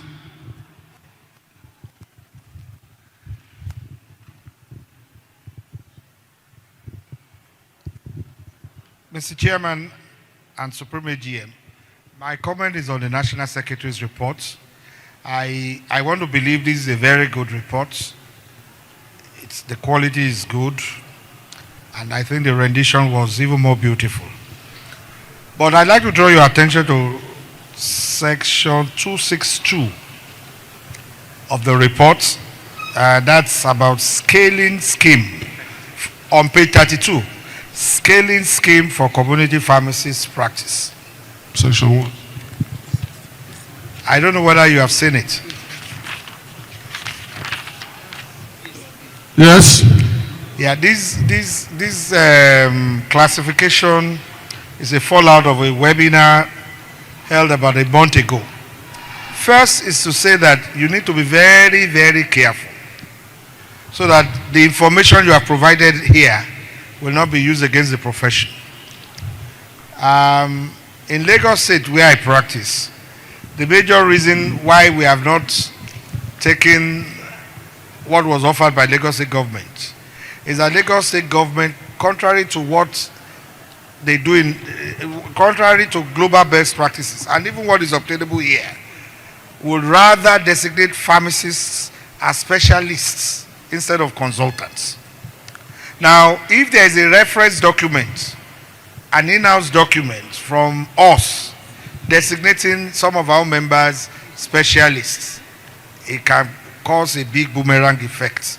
That's the very first part of it I want you to see. But fundamentally, because we were trying to appraise this, I was not part of that webinar. So I seriously do not know the basis upon which you want to designate some people community pharmacists, specialists, and then they become senior specialists. For what I see globally is that as you advance in your career in community pharmacy, the chances are you become a pharmacy manager. You can rise from becoming a pharmacy manager to senior manager, general manager. In some instances, you become a partner. That's director level.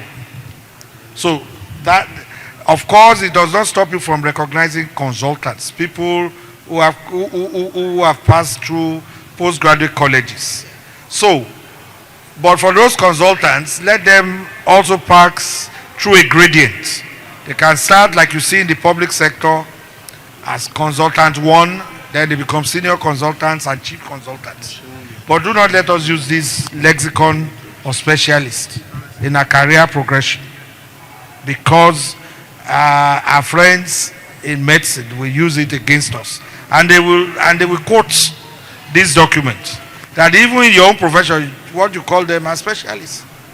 So I think we need to look at that part again before we continue to advance on this pathway. Thank you. Thank you very much. Now I have BOF chairman. Thank you, Mr. Chairman, my chairman, and AGM. I was on that webinar referred to.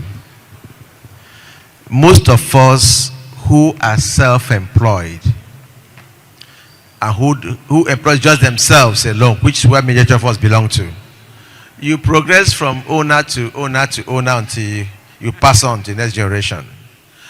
But you need to look at business owners, those who run chains, those who employ pharmacists.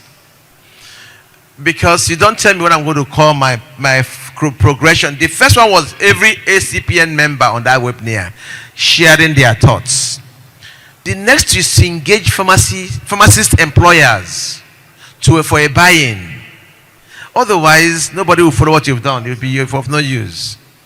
So you need to get a webinar from your Google form you did. Get those who are employing pharmacists. It might not even be pharmacists. Anybody who is employers. Sit down with them and tap their opinion. Then you can create a meaningful skill. Because I'm going to employ, I'm going to elevate you, I'm going to pay you. You can look at maybe time become a partner. It means something. So I'll begin to see a partner in my pharmacy. That at that point is going to have some recommended things you could tap in from. So I think just following up with Famolumide's submission, let's look at it again. Let's not be in a hurry to get a document we cannot implement. Thank you. The past presidents. Okay. Any other comments before we respond? Okay. Mr. Chairman, in line with what my past president has said and buttressed by the BOF chairman, we need to go back to the drawing board. Some of us have been privileged to have worked in the committees of the federal government. You cannot take one sector of the profession in isolation. We have worked so hard over the years, leaders, that before some of us were born, and we only come to add value to what others have done. And the point they raise is very germane. We must be consistent with what is up there. In fact, when we were fighting for FAMD, before FAMD came out, we had done some grading. We had done some grading. Pharmacy grade 1, grade 2, grade 3. We saw that from the medics. And it was accepted by the head of service of the Federation, the then Mrs. Okereke, who was the head of service of Federation. So for everything we do, we go up there to work for it and wait. And therefore, they must go back to consultant grade 1, nothing like specialist pharmacists. Because this is what they have been telling us. Why can't you call yourself? I serve on the board of UCH.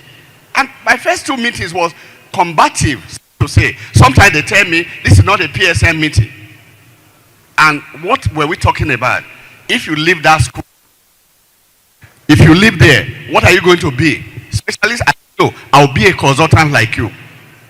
And that was why the government set up a panel to go around this country and to grade pharmacists, doctors, and all that. Today, that document is missing because we couldn't have the muscle to pull it out. And they graded doctors 10.0, they brought us to 8.8, they brought the nurses 6 point something. They went around this country. The PSM went with them, did our job to make sure they did the right thing in 4 hospitals in this country. You know the hospitals. We have to somehow, let me not mention them. But what am I talking about? That we must be consistent with this kind of grading.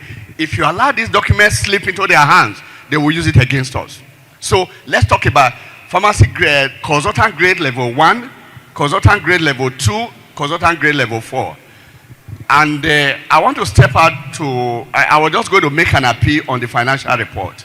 The financial report has been presented by the financial team. The external auditor is not here. And AGM will allow for questions to be asked. Those who generated these figures are not competent to defend, validate the figures. Only the auditor will be able to answer some of those questions. So we allow members to raise questions on the financial report presented to us. And those questions must be well highlighted. And the day the auditor will face the next member, he must answer them and pass on to all of us on our general platform. If this is not done, then it's not concluded. And I hope AGM will accept this. Thank you. Thank you very much. Thank you on that. I think we need some explanation, especially on the issue that was raised on career progression. And I know my committee chairman is here, so that we're not misunderstood the step or whatever we're going to do. We're only throwing a way of empowering our members, and we're not talking more or less on the specialist cadre and all that. So I call the chairman of this committee to explain more than before my IPC. They are members of this committee. Please, for us to understand. Okay, thank you very much, the national chairman and distinguished AGM. My elders, thank you very much for your concerns. They are very well taken. And let me just mention that, just like the chairman has said, there's a desire to actually improve and ensure there is continuous development and progression for pharmacists. And this has been going on for quite some time. It's not just starting. It went through a series of review. However, this is a pilot. That's why we didn't go beyond that step 1 and 2.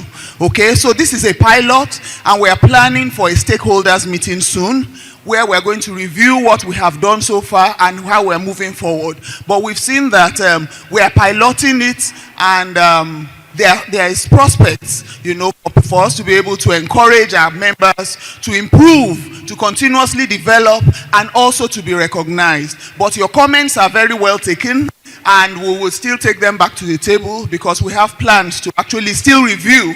We have proposed level 1 to 5, but we saw that we go beyond that, we can't, we would need to have some physical assessment. Let me also say that before now, there was actually the COPA 1 to 3 that has been in place, and that is looking at the premises. We were working with FIP, working with the PCN and all that, to see how we can put that one in place.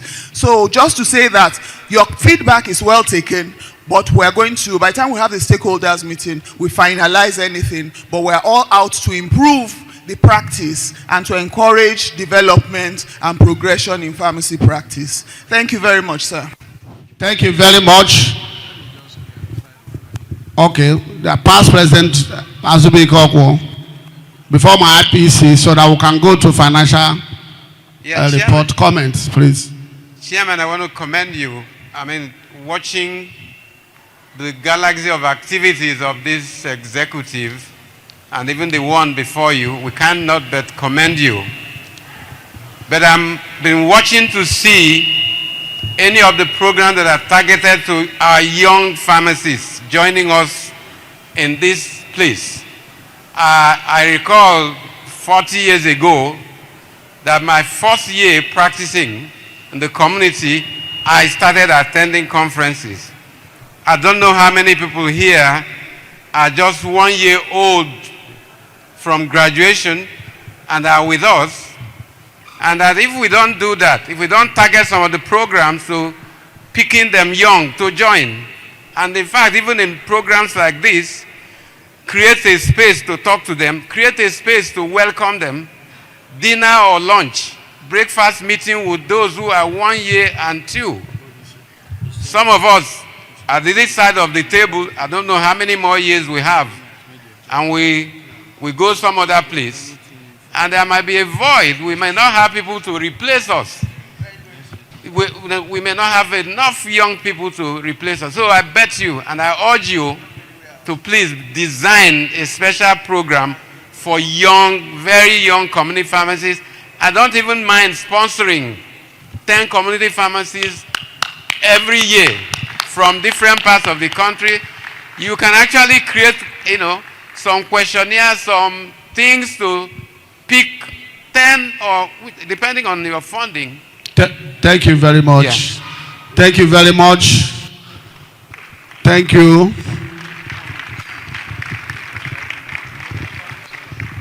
Okay. Okay, so thank you very much, our national chairman and the AGM. I still want to speak on this scheme for community pharmacists practice. And I want to commend all the people who have commented on it. Those comments are well noted and they will be taken into consideration. However, please let's note that we are talking about private practitioners and not public. The second, for every of the band, it is preceded by community pharmacists. So we are not talking to the people, we are not talking to the civil service progression in Nigeria. And even at that, the word consultants still appears here. So I believe we are on to something that is laudable. FIP has even accepted that we make a presentation on it so that they can see whether it is something that... The problem with us as practitioners is that from day one, you enter community pharmacy service as superintendent pharmacy. If 10 years down the line, you want to join another practice, they will still rate you like a baby pharmacist. The salary scale, there is no difference. The specialization, there is no difference. And when you ask for specialization, yes, there are specialization in community pharmacy that is not even up to the consultant level. So, for example, people are doing USDC universal treatment curriculum for drug abuse now. That's an area of specialization.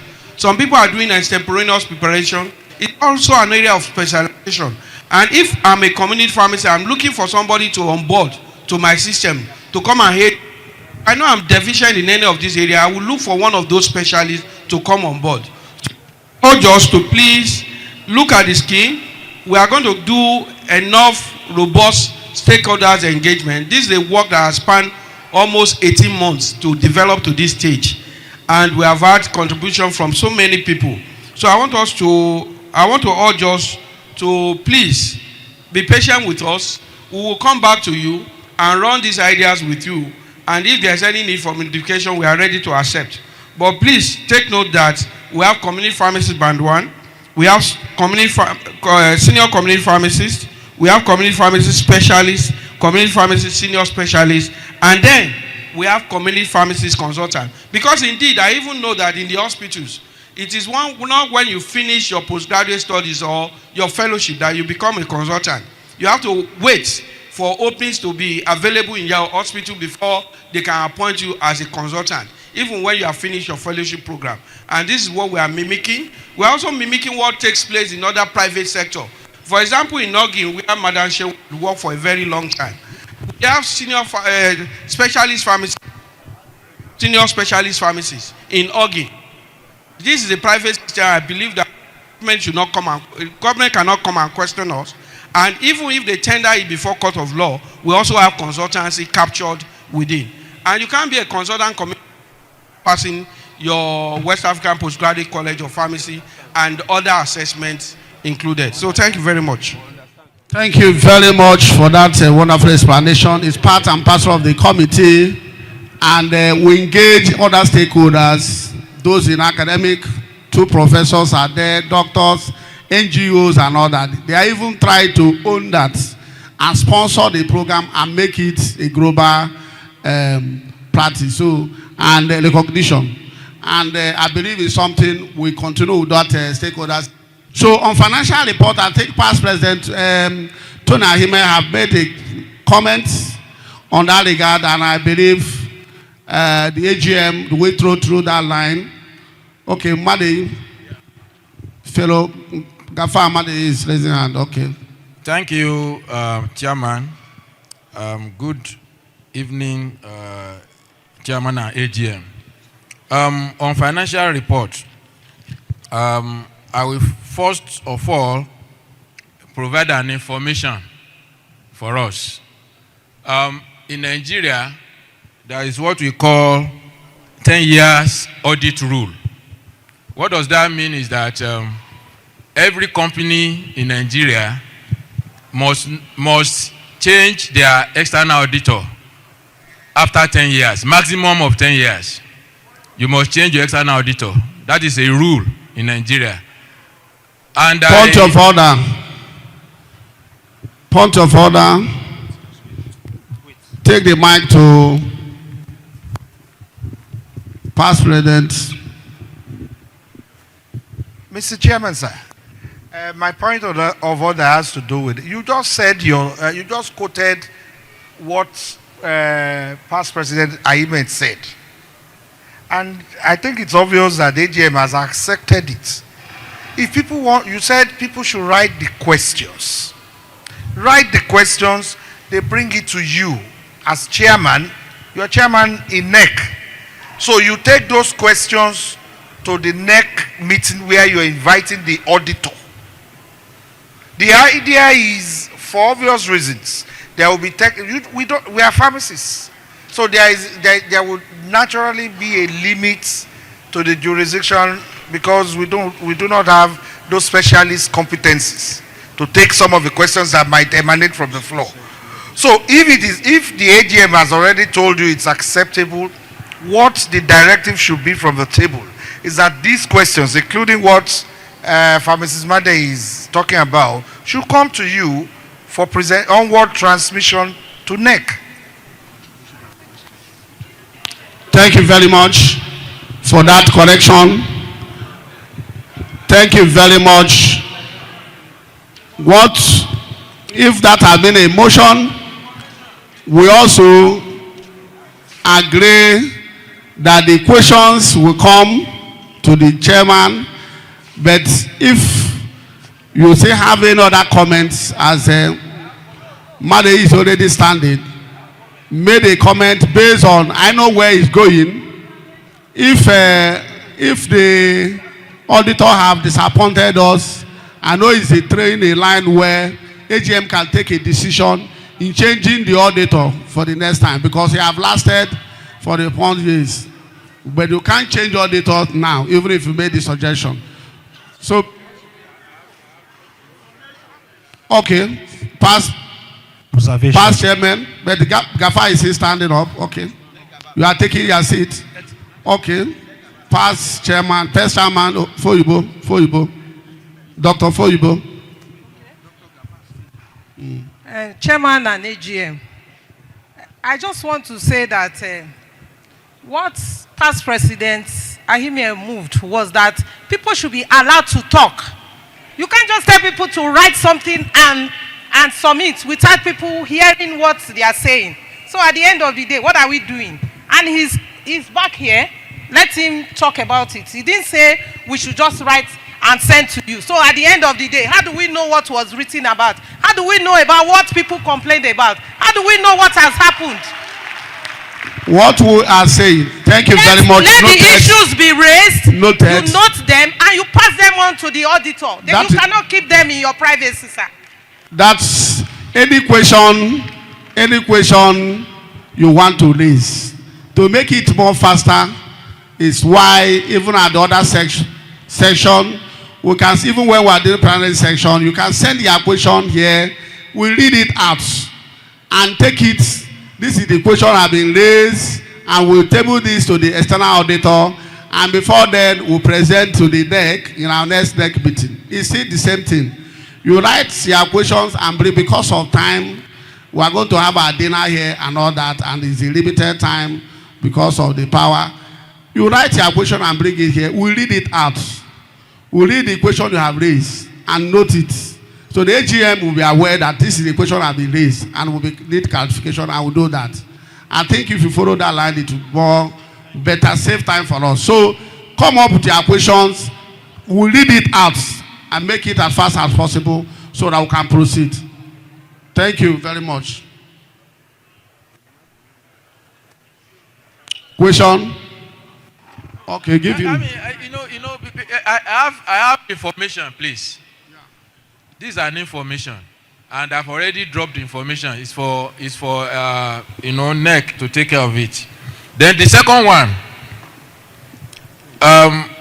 the second one is on the issue of in what mode are we meeting the external auditor? It's very, very important for us to know that the appearance of external auditor at AGM is not ceremonial. It is because when question comes, technical questions on accounting, you'll be able to give appropriate response to it and clarification. So now asking only, the auditor to meet only the NEC, and now you now take our questions to him, I feel it is not good enough. What I will suggest is we should have a special general meeting. It can be online.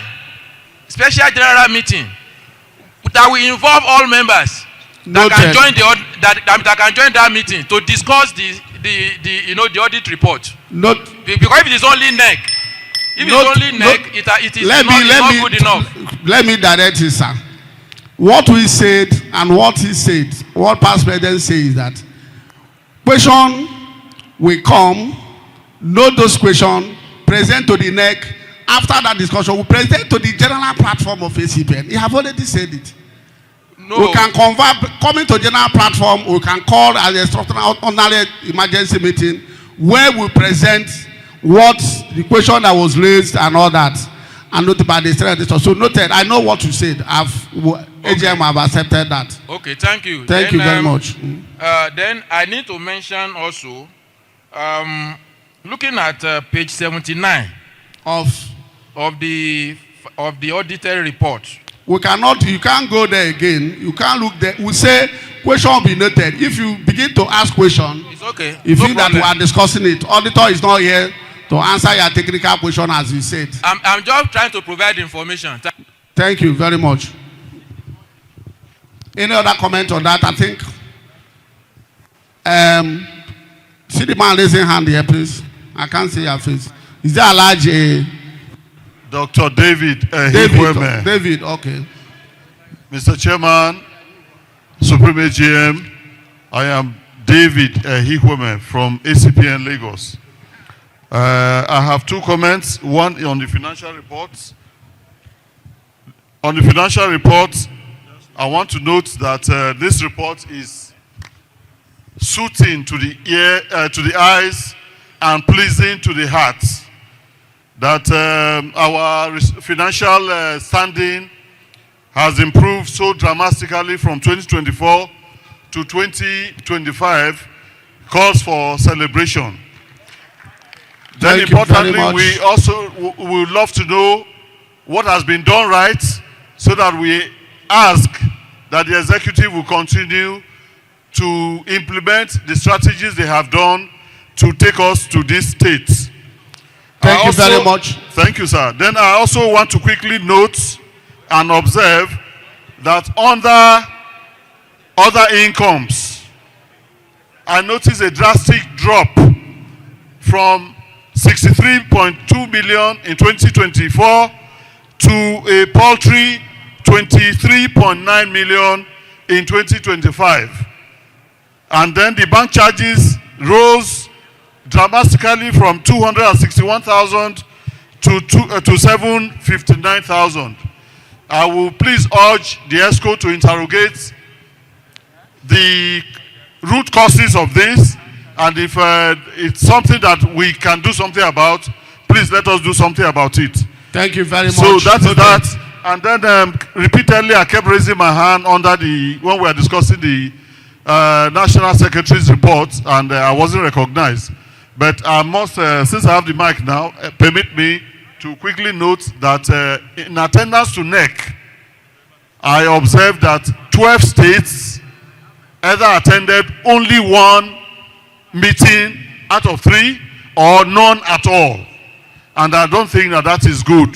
And I remember that last AGM, that issue came up, and the AGM frowned at it. It appears the trend is still continuing. Something has to give way. Something must be done to make sure that we have full participation at NEC. Thank you. Thank you very much. Your concern have been noted, and I know what by the time we have extraordinary AGM present some of the questions and your concern, we explain more on how the financial reports, the pros and cons as regard to the increment, the improvement in the report, and the improvement in our income and what is the expenditure so far.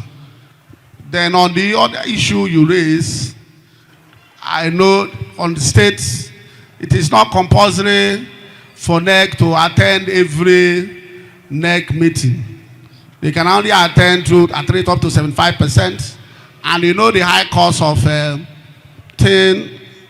transportation and all that. There are some of the NEC meetings that are coming from the north. We enter like 2 or 3 flights before even reaching to the NEC meeting, depending on the location of that.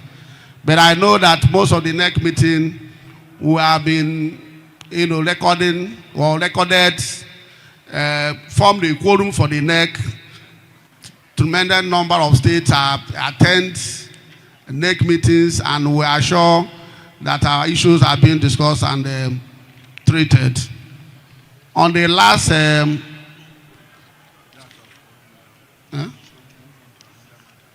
I think I've answered your concerns. So let us move to the next agenda of the meeting. Motion and response and resolution. But before then, we have discussed the officer's report, and I believe we need to also move motion to adopt those reports. We already adopted it, and we have finished the discussion.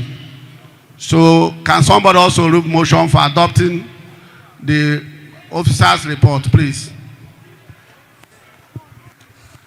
Financial report in the remaining, yes. Secretary's report, yeah. Can somebody fight?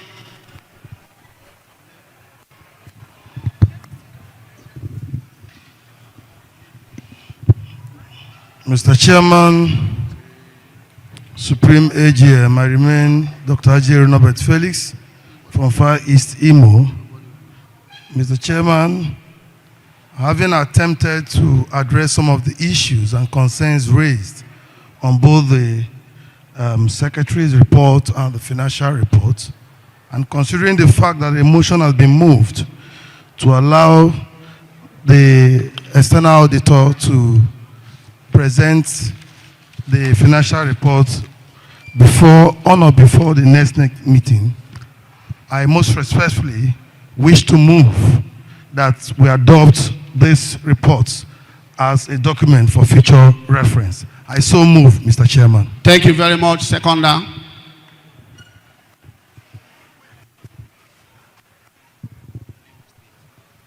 I, Pharmacist Igwe Christopher Elochukwu, Enugu State, second the motion moved by Pharmacist Ejero.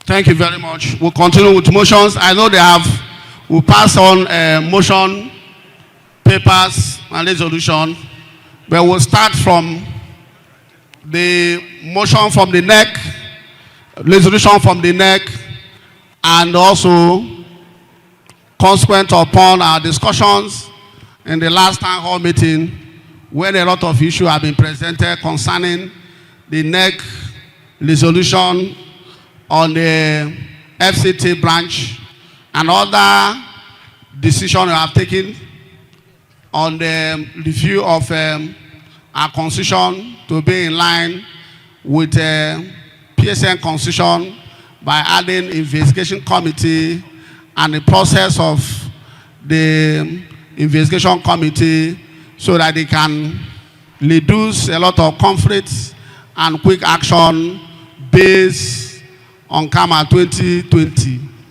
And also in the issue of harmonization of our bylaws, which we also discussed at the bylaw at the town hall meeting. And we all believe on what we have done so far on that.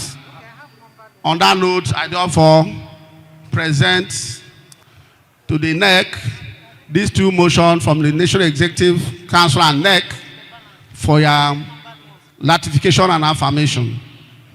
One, the NEC of the ACPN hereby moves that the AGM, consequent upon its power in section 20, section 5, to ratify NEC decision, approve the underlisted as members of the FCT branch listed below. One, the chairman, Farm Chima Ezem, Madekwe, DC Farm Fellow, APSN chairman, Pharmacist Hyacinth Onyema Eze, vice chairman, Pharmacist Joseph Inya Oko, assistant secretary, Farm Nkechi Azo Nwa, treasurer, Pharmacist Kinsley Shiprel Inya, financial secretary, Pharmacist Chema Weze, publicity secretary, Farm Basil Aneke, editor-in-chief, and Farm Oke Akuchima, internal auditor.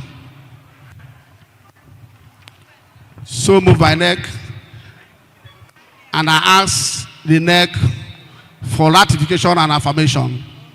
And I say who, if I'm in support of this directive and decision of the NEC, you say yes. Those who say in support of this motion say yes. Those who say no, those in support of, those that are not in support of this motion say no. The years have it. Thank you very much. The next is the second one. The neck number 2, the neck of the ACPN, hereby called on the AGM to invoke the imperative of section 32 of the Constitution to approve amendments as approved by the NEC in section 21, section 30 of the ACPN, constituted in 20 as amended 2023. We did this motion to align the Constitution, the bylaw of the state, to align with the national Constitution and vis-a-vis PSM. Those who support this motion say yes. If you're in support of this motion, say yes. If you are not in support of this motion, say no. The yes have it. Thank you very much. As we proceed. Other motions here. Let me see. There's motion here.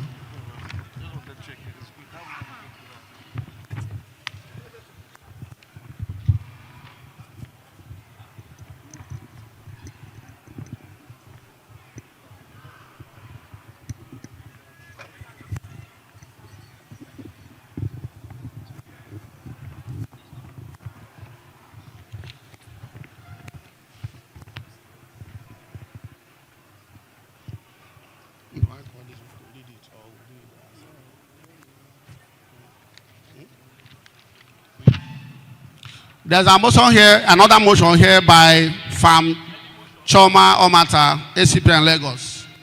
The motion to create a defined presentation slot during our national conference for state chairmen and chairpersons to showcase activity carried out in their state during the course of the year. It is proposed that this should be in form of digital presentation, PowerPoint slides, in infographics, etc. And at that time should spend between 10 to 15 minutes. If we went further to explain the motion, this is aimed to create an avenue for exchange of ideas amongst colleagues in different states. It will also serve another medium to hold our state chairmen and chairpersons accountability in providing tangible results for the position they occupied. State branches can also learn from each other, and this will create an overall healthy ecosystem for community pharmacy practice across the nation. I think this motion, we are already doing that.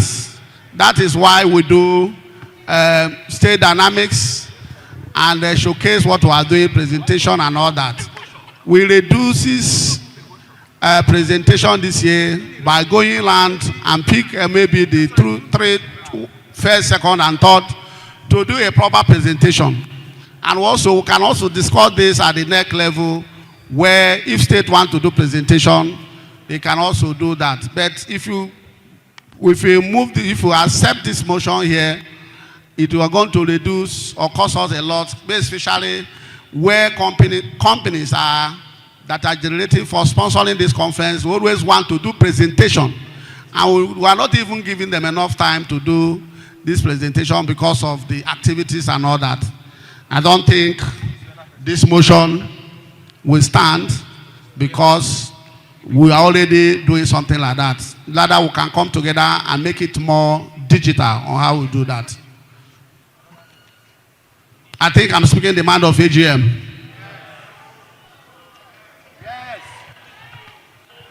The second motion here says, the mover of this motion is... that henceforth during AGMs, the digital roll call of state should be adopted, as against digital roll call of state should be adopted against manual counting to save time. Okay, thank you very much. This one said that digital roll call of state, as we displayed before we started roll call, should be carried. But the essence of roll call is to know the people that are already at the AGM. That's why we can, if you do digital roll call, you might end up people not entering the AGM because just do roll call, they won't participate. So I don't think this motion should stand. Thank you. I, Pharmacy David from the Bayelsa State, hereby move a motion that further talk and action on FCT matters be put on hold by this honorable AGM, as it will amount to contempt of court, and that's in the spirit of fair hearing both parties and be heard as they are still in court are so moved. I don't think this motion also will stand, because the matter in FCT is not in court. As for the court, what we have done or the election they did in FCT is not in court. They have done the election before they even went to the court to get an interlocutory injunction to stop them. So, and the matter of FCT have been discussed at the town hall, and the resolution have been passed on this regard. So if you have brought this or raised up at the town hall, would have been discussed this further. So I don't think this motion would stand. Another motion. ACPN do not capture young pharmacists and new members with any welfare package. I'm moving the motion that there should be a welfare package for incoming new community pharmacists to help us, to help easy the life, bringing practice as a community pharmacy practice. This is, I don't think this one also stands, but I know in regard as welfare for young pharmacists coming up, I know when we assume office, we made a courtesy call to the council, made especially for internship placement. And we examined community pharmacists nationwide using two state, Lagos and Abuja, maybe Rivers again, and pressurized the council to do, to create more internship placement centers in community pharmacy. And they did it. We have a lot of praises for them to engage for the internship program and finish that assignment and, you know, go for your NYC. And I think that is a kind of welfare which we have created at the level of ACPN. And also I know that we will normally support most of their conferences and activities. It took in support under our welfare as regard to their YPGs. We normally support a token whenever they approach us in that regard. And again, if you begin to package this welfare, starting from ACPN will now be looking forward, going to our parent body of PSN, to begin also to demand a welfare package for technical group and other things as it stands. So I think we continue to support our younger ones, and we'll continue to incorporate them in our activities, in our conferences, and other things they are doing. We'll support them. I don't think this way also stand. And also most of them as well would need to identify where you are practicing, whether you are in hospital, whether in community, and all that.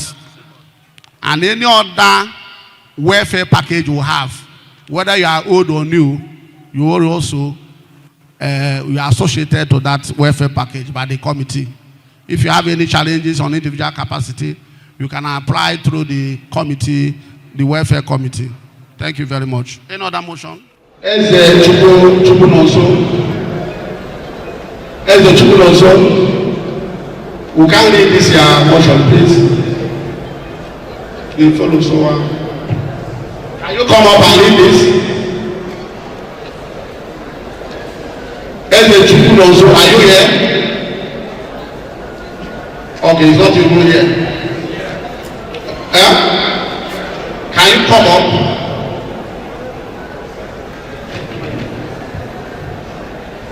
Mr. Chairman, I say that at the AGM, my name is Eze Chukwunonso. I'm from Anambra. I practice here in Okam. This is my hometown. I said the fellows, some have abused their privileges, and that's why some states are in darkness. Please, this should be looked into, especially the electoral reform. Thank you very much. I don't think we at ACPN have any power to discuss on the issue of fellow. We are not the PSN that award fellowship to our members. This motion can only go to PSN conference, and I encourage you to attend the Kano to present this. So thank you.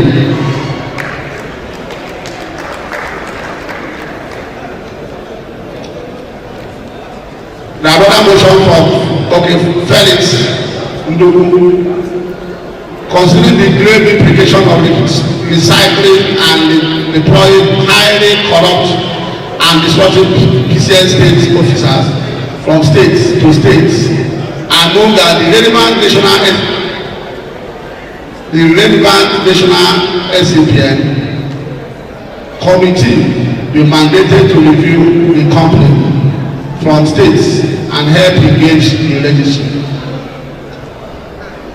I think this motion, you need to reframe this motion, because you might not have evidence to expatiate on the statement concerning the grave implication of the cycling and the deploying highly corrupt and destructive PCN officer.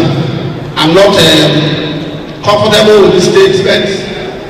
If you can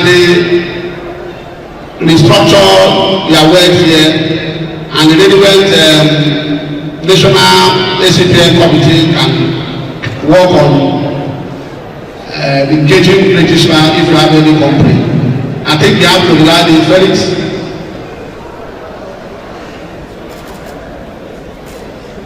Yes, because if you are saying highly corrupt and disruptive PCN officer, that must be proved. We might have it, but if you take that issue before the court, they may query on that if you don't have any evidence. So if you cannot deny this, I think I have to throw it out. They will understand what you say. I think AGM agree with what I'm saying.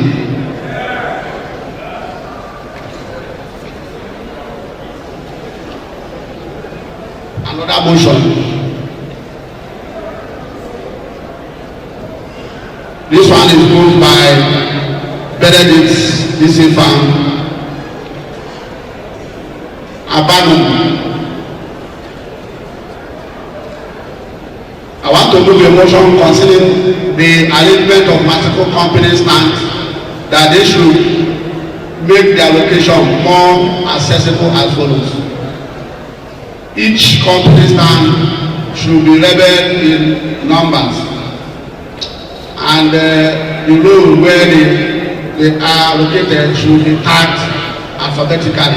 I think this should not be a motion. This is an advice you can present to the National Executive and Planning Committee of Conferences, and we engage the company on that regard, because as it doesn't concern ACPN as the motion at the AGM. We can only make motion as regard to something that is affecting our members at the AGM. Please, it's an advice. I like this. We'll consider it for the next CPC planning. I think I'm done with the motion. Let's go to another correspondence. Secretary, do you have any correspondence?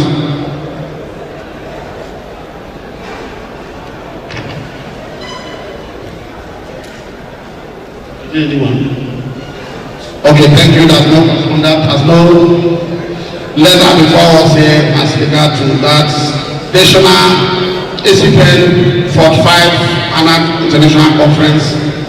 Based on the resolution of the NEC, we have ratified the steps and we have ratified the Executive Council member of FCT. We want to call the chairman of FCT here, because we are talking about the next conference. We are handing over, Anambra is handing over to Abuja, because the NEC have lifted the suspension of no holding conference in Abuja because of crisis. But I believe, as we have ratified this conference is going to bring unity, it's going to bring peace back to Abuja, and I believe by God's grace it's going to cement a lot of things that are happening in Abuja by before we need to do other stakeholders engagement. So before you we present Abuja, can Abuja delegates here present themselves before AGM, please.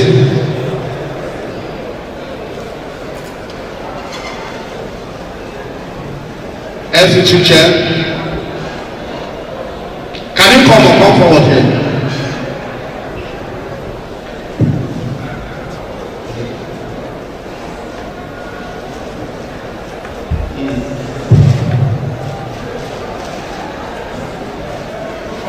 From there now, we are going to present at the dinner. We hand over the flag of conference rules in back.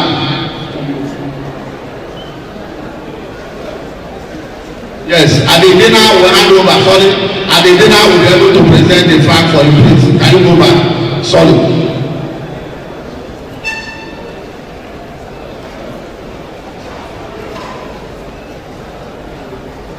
Okay.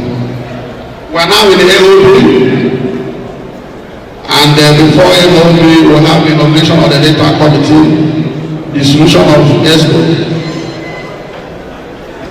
In the AOB, I want to say, for states that are looking for their receipts, please go and meet the secretary to collect their receipts for your dues, receipt for your capitation dues and all that, please. AOB, any AOB, yes, my past president.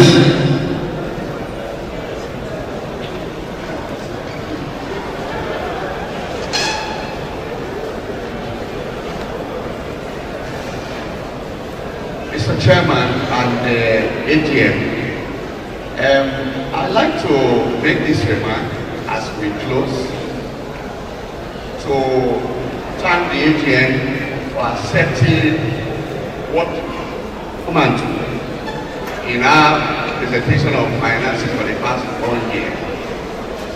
But those of us who are past national chairmen, we're going to work with the ESCO to ensuring that the right thing is done as they have promised us.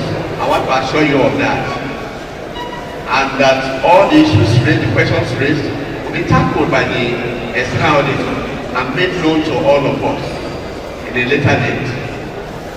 Having said that, I'd like to make a general observation that at the opening ceremony,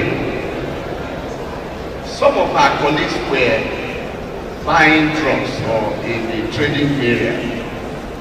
We have traveled widely all over the world. We see what our colleagues do in Ghana, in other countries, and even in the global community. Nobody visits the exhibition stand until the opening ceremony is declared open. So I'd like to suggest, I know that these companies are the ones driving, giving us money, but we'll be doing what looks very unethical. That while the companies put up the exhibition, the day to opening ceremony, we put a tape around the place. And it can only be commissioned by the guest of honor. And after that, we formally declare in a ceremonial way that we cannot go to the exhibition ground. And in doing that, you allow the companies to get mileage for exhibiting here. And when there are sessions are on, the place is closed. We are having syndicate sessions. People prepare to present papers here that will take home to,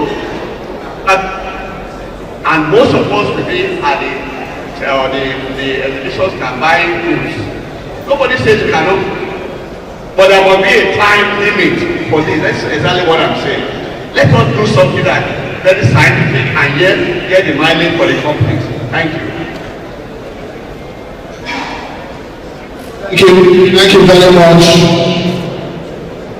Thank you very much. I believe our colleagues have noted what a past president and a past national chairman and a member of POT of ACPN. And that was why at the opening ceremony we need to organize morning section. Why we come for morning section is for people to always come in and sit, and especially if we're expecting dignity and that the life of governor will not be able to see the hall vacant. I I assure you that before the governor step in, I want to inform you, before governor step in, the last on the open ceremony, they have seen the hall and confirmed that we are all in the hall, and there is a good number of people are already sitting and waiting. Because digitalization can do that.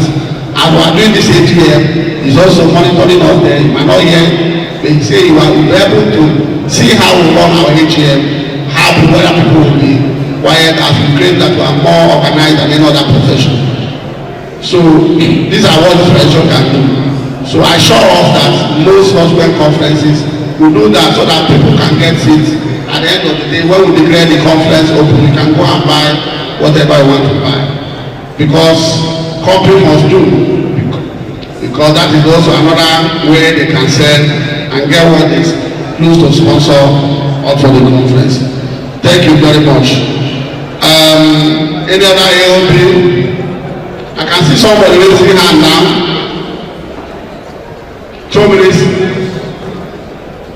2 minutes, make your submission, please, because of time.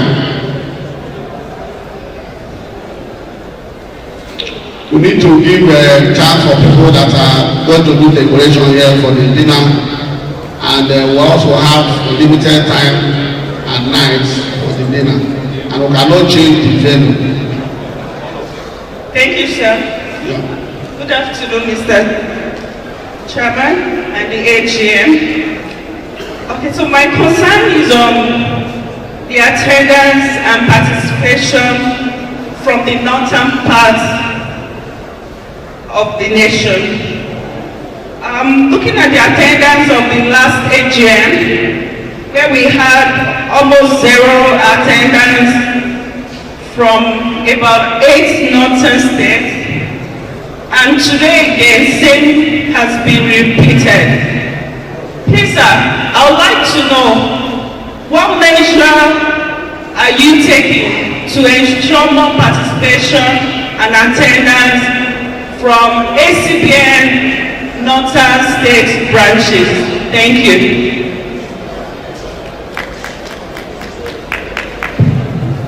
Thank you very much. Your concern have been noted, and we have discussed this at the next level. And at the ESCO, we have our state officers that are coordinating states, watching the activities of what they are doing there.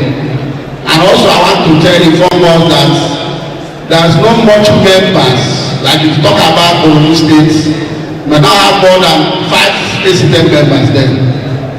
If you go to Adamawa State, you might not have more than 3 ACPN members there. The guy that have been coming consistently both in America and conference is here from Adamawa, the from the Sadibo guy, what's that? Dulu, yes. Dulu. Yes, Dulu is around. They have been coming to no conferences consistently, both next meeting and that. And he told us the number of people that are here. The life of past deputy presidents, North, Ferobinji, we are going to celebrate him today at the dinner. He is the one coming from Sokoto. He doesn't have a number of people there. He has been consistently served as the state chairman, served as PSN, serve as the deputy president, and come back and stay because of the passion they have, still coordinate ACPN members there, and they have good numbers. So these are some of the factors that might make them not. And also, if you consider the transport from coming from Kano, if you are coming for this conference, you first of all have to fly to Abuja. From Abuja, you fly to Oka or Asaba. The cost will be close to 600,000. And I know if we put conference in Kano, some of other states will not be able to attend because of the logistics and all that. The high cost of living is high. Those are the factors that are making some of them not attending, to having a low number in attendance. But we're still working hard on what to do. We have designed a strategy where we visit some of the northern states and see some of their concerns and some of the factor limitations that are causing them not to participate in numbers. The guy that came for one of the guys that come from Adamawa, that the lady that participated, we have only one or two members of ACPN. And those little children that participated at another program. We have to sponsor the lady to come here, pay part of the transport. Because if you put it on you that gather, on Agada alone as a member of the ACPN, that child will not be able to come here. ACPN have to sponsor, but it is states that are supposed to sponsor those children and their parents to come here. All this is I want to do to make sure that we carry them along. So, my concerns are noted. Thank you very much. In order, there will be pharmacies, the farmer, the fellow APSN.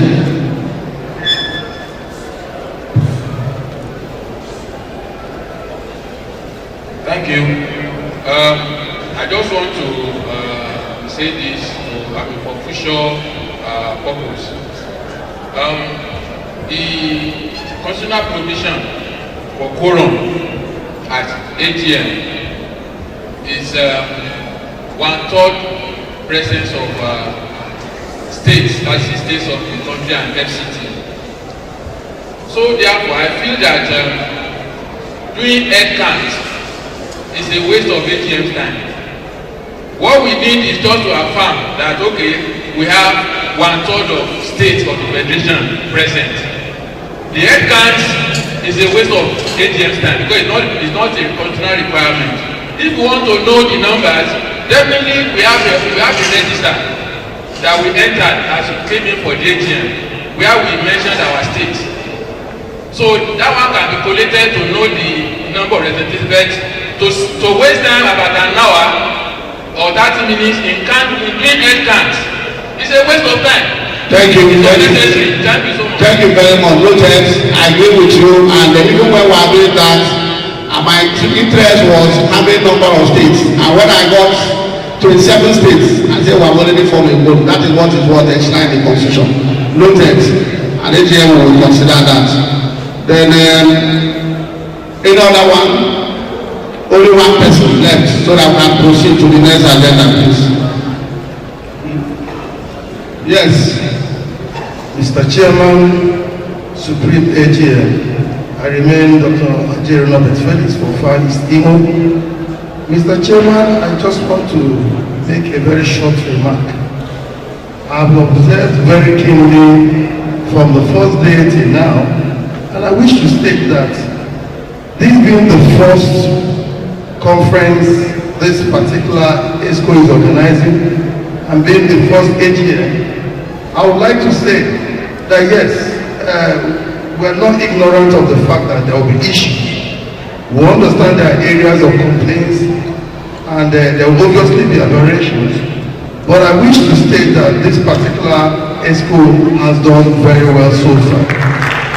On this note, Mr. Chairman and AGM, I most respectfully want to cast a vote of confidence on this particular ESCO. Thank you very much and God bless us all. Thank you very much. I appreciate you for this comment. Thank you. Next in our agenda, there's one other guy there, only one person, please, so that we can close.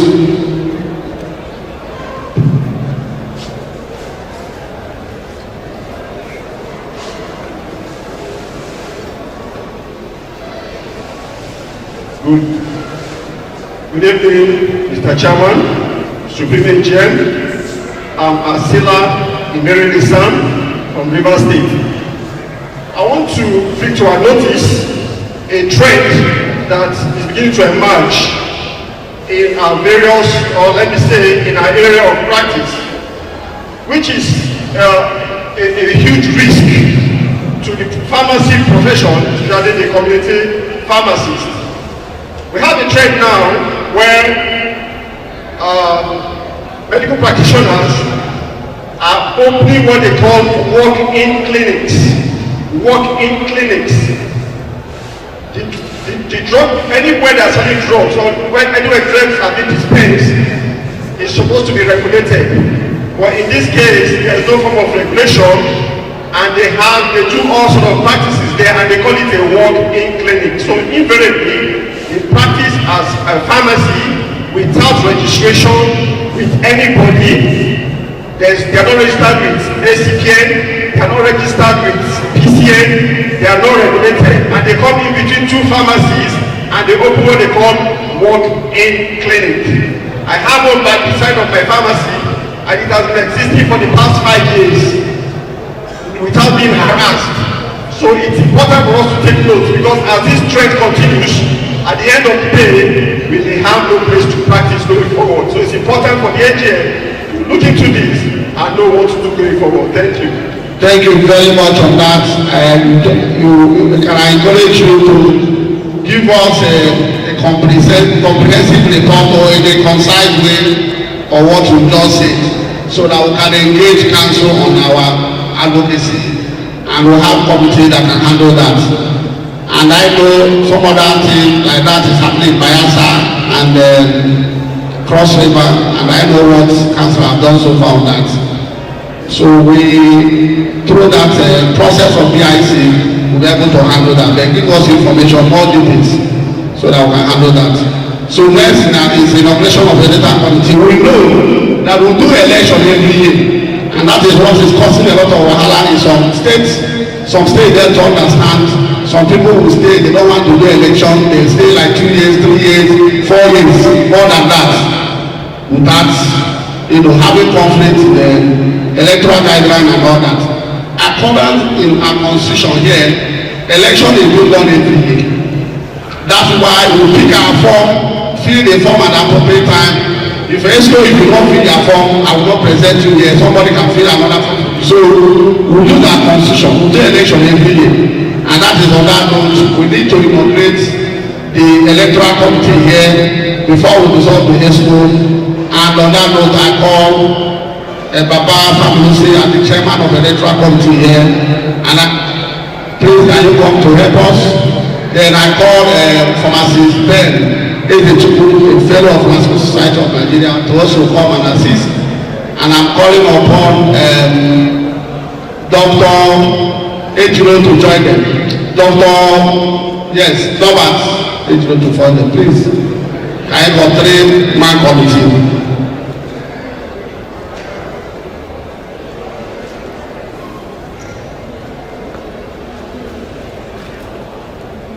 And the next is the solution of the ESCO. After the solution of the ESCO, election, before we adjourn. Thank you very much, my closing remark. So I need to appreciate this great AGM for quietness and orderliness at the beginning and the end of this section. I appreciate you for your support, I appreciate you for your prayer, and I continue to assure you that we are here to serve as the humble servants. We are here to protect the constitution, implement what was enshrined in the constitution. We are here to make ourselves, make the community pharmacy proud and the profession of pharmacy proud. Thank you very much, and God bless. On that note, I think I should call for motion for decision of this ESCO, so that the electoral committee can take over. Motion from the House. Yes, pharmacist Gafama can give me.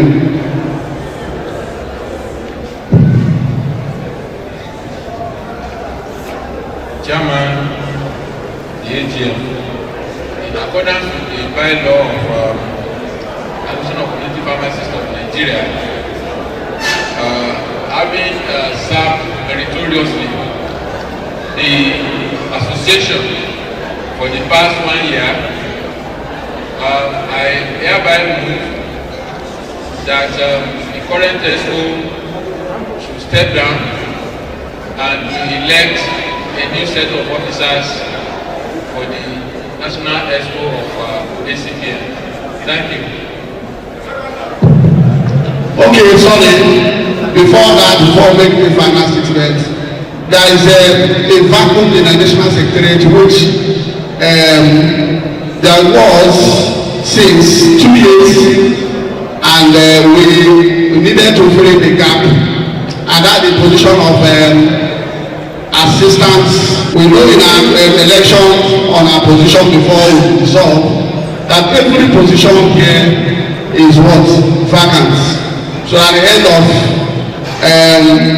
every year before the AGM like this, we pick our form and fill the form and the whole position is vacant.